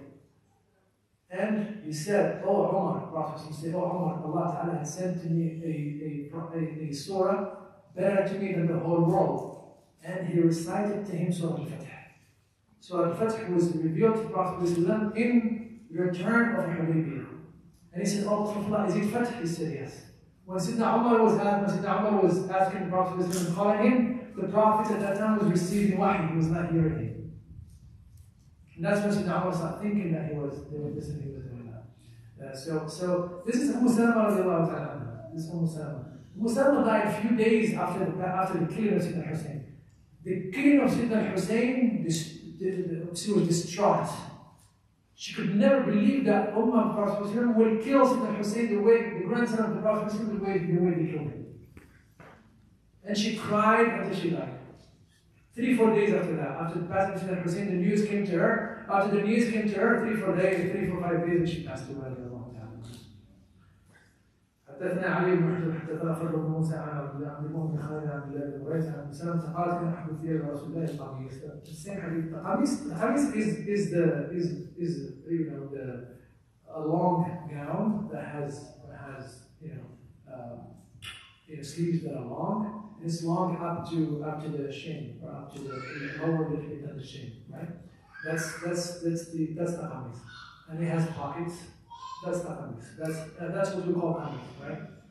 And Prophet used to love it because it's covering, and it's easy, and so on. So that's what it is. حدثنا علي بن حجر حدثنا فضل بن موسى وليتها حدثنا زياد بن ايوب البغدادي حدثنا ابو جميلة عن عبد المؤمن بن خالد عن عبد الله بن بريدة عن امي عن ام سلمة قالت كان احب الثياب الى رسول الله يلبس القميص. سير حديث حدثنا عبد الله بن محمد حدثنا محمد بن الحجاج حدثنا معاذ بن هشام عن اسماء بنت يزيد قالت كان لكم رسول الله صلى الله عليه وسلم الى الرسل. Asma bint Yazid anha said, the sleeve of the shirt of Allah's Messenger sallallahu alayhi wa sallam extended to the wrist. Yeah, so this is Asma bint Yazid. Asma bint Yazid, they used to call her Khatib al-Nisa. They used to call her the preacher of the ladies. Ladies of the Ansar. Ladies of the Ansar were strong ladies. You know, the Ansar ladies were strong ladies. They run the show. You know, ladies of the Ansar, they ran the show. That's true. That's very true. And they had personality, and they were not shy to ask questions from the Prophet ﷺ, bring the message in front of everybody. And some of them were daring. They asked Prophet all kind of things and all kind of details about things and so on and so forth. Right? And they really had a culture in which the women are strong in Medina. Right? That's one of the cultural shocks that happened to Muhajirin. Muhajirin, Sayyidina Umar used to say, we in Mecca, we used to overwhelm our ladies. We came to Medina and we found people overwhelmed, we found men overwhelmed by their women. That's what he said. كنا رجالا نغلب نساءنا فجئنا إلى المدينة فرأينا رجالا تغلبهم نساءهم. That's what he said. We used to and they used to have certain traits that are very strong. The Prophet ﷺ respected that. But this is the beauty of the Prophet ﷺ is that he never changed the natures of people except if it goes beyond the Sharia. They accepted that. The Prophet ﷺ accepted that. Do you know why the Prophet ﷺ? One of the reasons why the Prophet ﷺ did not marry anyone from the Ansar. You look at the wives of the Prophet ﷺ, none of them is from the Ansar. Only Safiya, but Safiya was from the Jewish tribe. But look, why Prophet did not marry from anybody from Ansar? Because the Ansar, even though they had polygamy, but they frowned upon it. They did not like it. You understand what I mean? They frowned upon polygamy, they did not like it, the ladies don't like it, and they did not like it. No, if they had it, it's not that they don't have it, they had it. But it was not common, and it was not something that is like 100% accepted and celebrated. It was frowned upon. Hadith from Nisai. And it's for this reason the Prophet did not do it with did not have any wives from the Ansar. You understand? All of the wives of the Prophet they were all Qurayshis or from outside of the right? So Asma bint Yazid she is to ask questions, she is to attend the battles, she used to be a nursing the thing, and sometimes she would fight. Asma bint Yazid, sometimes she would go fight with it. In Yarmouk, she fought the Romans, the Byzantine. She fought the Byzantine. She killed some of them, right? They say they killed 5 or 7 of them, right? She used to be tough. حدثنا ابو عمار حسين بن حريث حدثنا ابو نعيم حدثنا زهير عن عروه بن عبد الله بن خشيع عن معاويه بن قرة عن ابي قال اتيت رسول الله صلى الله عليه وسلم في رجل زيد بيعون قميصه مطلق او قال زر قميصه مطلق قال فادخلت يدي في جيب قميصه صلى الله عليه وسلم فمسست الخاتم. On the authority of Muawiyah ibn Qurra, that his father said, I came to Allah's Messenger sallallahu alayhi wa sallam and a group of fewer than 10 men from the Muzayna tribe, so that we might pay homage to them. What is that? That was year 8. Year 8, year 9. Year 9 is the year 9, they call it the year of the delegations. Amul Wufud. When year 9 was the year in which most of the tribe became Muslim. All Arabia, most Arabia became Muslim. People would send their delegation to give their bay'ah, their allegiance to the Prophet ﷺ. They sent delegation after delegation after delegation after delegation. The whole year was the year, they call it the year of delegations, because of how many delegations were sent to give allegiance to the Prophet. So this young man came with his delegation of his tribe, right? And he came in and look, I want you to imagine this. I want you just to imagine this, my dear brothers and my sisters. Imagine how easy the Prophet was. The Prophet's shirt was button was open like this. Had been open. It was hot or something. It had been open. Sitting with his companions, he's relaxed, sallallahu alaihi wasallam, right? This young man comes in, right? So his shirt is like that, his neck is showing.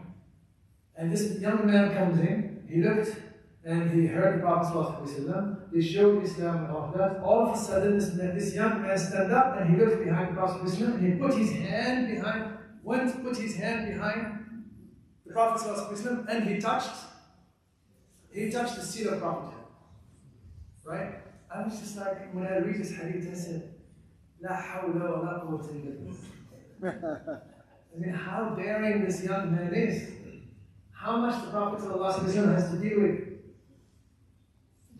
The roughness and the toughness and the ill-mannered of people, it becomes something that the Prophet ﷺ took and turned it to a means of da'wah. Imagine if this happens to us.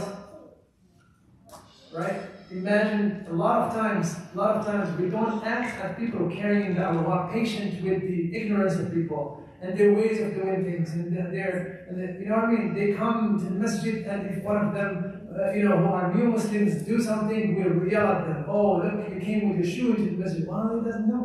Relax. There is a people who came and urinated in the masjid. The Prophet said, "Hey guys, just let him finish. Let him finish." He's urinating in the masjid, and the Prophet said to them, "Don't rush him, just let him finish."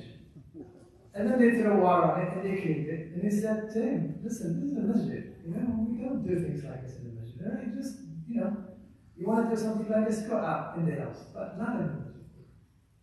Right? And that was it. He taught him sallallahu alaihi wasallam. The idea in here is that this man went and so what did Prophet ﷺ did? Did like some karate move and hit him before he get to him? Right?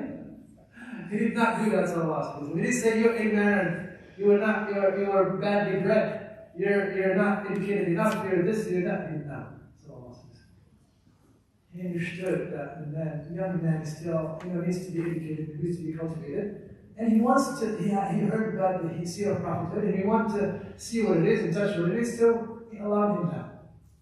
Gave him a pass, sallallahu alaihi wasallam, and he would have time to educate him. This man would regret this by himself after 2 months, 3 months with the Prophet sallallahu alaihi wasallam. He will see how Abu Bakr treats him. We'll see how Umar treats him. We'll see how Sayyidina Ali treats him.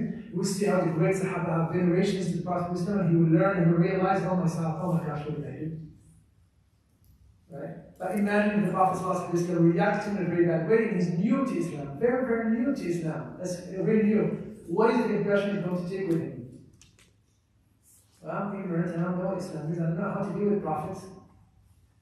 Mind you that this is an ummah that was ummiyah, ummah that was illiterate. But also the means of ummi is that they were not cultivated by a book or by a prophet before. They were ummiyin because they were not sent any prophets before. They don't have a tradition of how to deal with prophets. So the Prophet understood that. And he catered to it. He catered to their ignorance. He catered to their and he taught them little by little. Right? And that's the wisdom that we need to have with people who come to us, with our youth, and so on and so forth. Not to rush to judge, rush to give them some leeway, right? And create the environment for them to learn and to become better, and so on and so forth. Right? حدثنا عبد الله بن حميد حدثنا محمد بن فضل حدثنا حماد بن سلمة عن حبيب والشهيد عن الحسن عن انس بن مالك قال ان النبي صلى الله عليه وسلم خرج يتكئ على اسامه يزيد عليه ثوب قطعي قد توشح به صلى الله عليه وسلم. Anas ibn Malik radiallahu anhu said, the Prophet sallallahu alaihi wasallam came out leaning on Osama bin Zayd, wearing an outer garment of coarse cotton fabric, which he had thrown on loosely, and he led them in the ritual prayer. This is at the sickness of his death, sallallahu alaihi wasallam. حدثنا سويد بن نصر حدثنا عبد الله بن مبارك عن سعيد بن اياس الجليلي عن ابي هريره عن ابي سعيد الخدري قال كان رسول الله صلى الله عليه وسلم اذا استجد ثوبا سماه باسمه عمامه او قميصا او رداء ثم يقول اللهم لك الحمد لما كسوتني اسالك خيره وخير ما صنع له واعوذ بك من شره وشر ما صنع له. Abu Sa'id al-Khudri said, when Allah's Messenger sallallahu alayhi wa sallam donned the new garment, he will call it by its name, and he would say, "O Allah, praise be to you as you have clothed me with it. I beg you for its goodness and the goodness of what it has been made for. I take refuge with you from its evil and the evil of what has been made." Every single thing that the human being utilizes has barakah in it or otherwise. Right? Your clothes, your car, your house, right? All of that has barakah or curse. This is the truth about things. And the Prophet ﷺ, whenever he wears something new, he always, it's an opportunity to thank Allah subhanahu wa ta'ala and to praise Him. Every small, he calls it a turban or a kameez or so. He said, "Oh Allah, for this kameez, I alhamdulillah, thank and praise to you that you have granted to me to wear it, that you have clothed me with it. I seek your good, I seek from you its good, and the good of what it's made for, that is the barakah of it. And I seek refuge in you, I refuse from its evil." Right? Awareness, nothing. The ni'mah does not make him forget the dhikr. The ni'mah does not make him forget the mun'im. The ni'mah too la tunsihi al-mun'im. The ni'mah does not make him forget the one, the hand that is handing him that ni'mah. So much, my dear brothers and sisters, that we forget when we stop in this time. Last hadith, maybe? Last hadith, okay, inshallah. So the ni'mah does not make somebody, a lot of times we embrace the ni'mah to the point that we forget that the ni'mah is meant for us to enjoy for sure, but to thank Allah Ta'ala for it, to remind us of the one who gave it to us, right? The people who are not loyal, people who don't pay attention, they take the ni'mah and they turn their back, right? They turn their back to the hand that is handed it to them. The people who are cultured, the people who are aware, the people who are awakened spiritually, they take the ni'mah. Before they take the ni'mah, they kiss the hand. They kiss the hand that is giving it to them, and then they take the ni'mah. And the ni'mah is beautiful and good only because of the hand that is handing it to them. Do you understand what I mean? And that's how you tie up the ni'mah, by being, so the hand that is giving all the ni'mah to us is the hand of Allah. And we should thank it. And the Prophet used to drink one drink. And saying Bismillah alhamdulillah. The other drink, Bismillah alhamdulillah. The other drink, Bismillah alhamdulillah. Smallest thing, and he's praising Allah Ta'ala. Small things, and he's thanking Allah Ta'ala. He is eating hard bread, hard barley bread, and water. Taking or olive oil, or vinegar. Taking the bread and dipping it in water, hard, moistening it in it, and eating it, and he's praising Allah Ta'ala for the ni'mah. And he looked around and said, how much of it? It is very small, it's nothing. For him, it is great ni'mah from Allah Ta'ala. Allah gave him that, it is great. And he thanked Allah Ta'ala for it. The thing that Shaitan vowed to do is what? What is the mission of Shaitan? Misguidance, sure, but there is something other than misguidance, clear misguidance. Because I'm grateful. وَلَا تَجِدُ أَكْثَرَهُمْ شَاكِرِينَ. And you won't find them grateful. And gratefulness is not just when you say Alhamdulillah. Gratefulness is when you do good deeds. وَقُلْ يَعْمَلُوا آلَ دَاوُودَ شُكْرًا. Do good deeds, O family of Dawood, as a token of gratefulness and gratitude to Allah subhanahu wa ta'ala. Work hard to show your gratitude to Allah subhanahu wa ta'ala.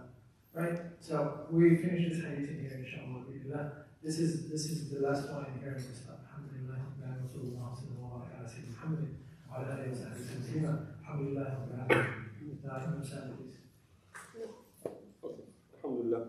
Alhamdulillah.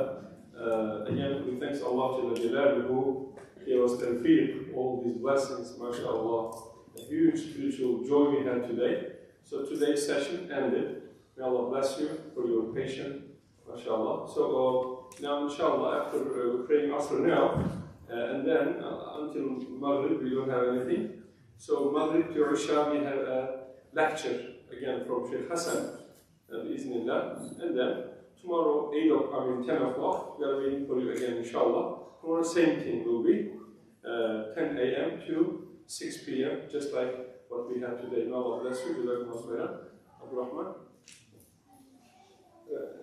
If somebody wants to ask. So, time to adapt. Quick question. Lecture tonight, will it be on this or a separate topic? We don't, because some people are going to leave.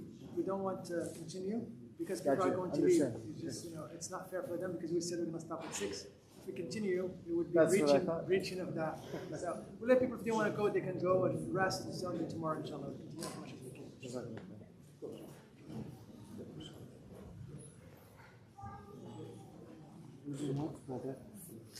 ما شاء الله ما شاء الله الله أكبر الله أكبر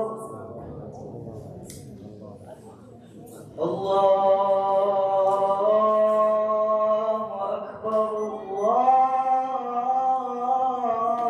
الله أكبر أشهد أن لا إله إلا الله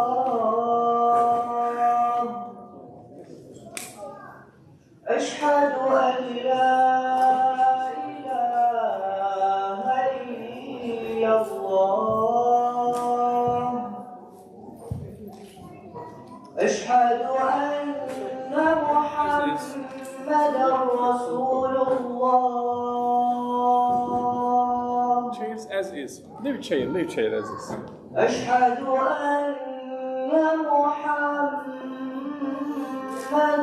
رسول الله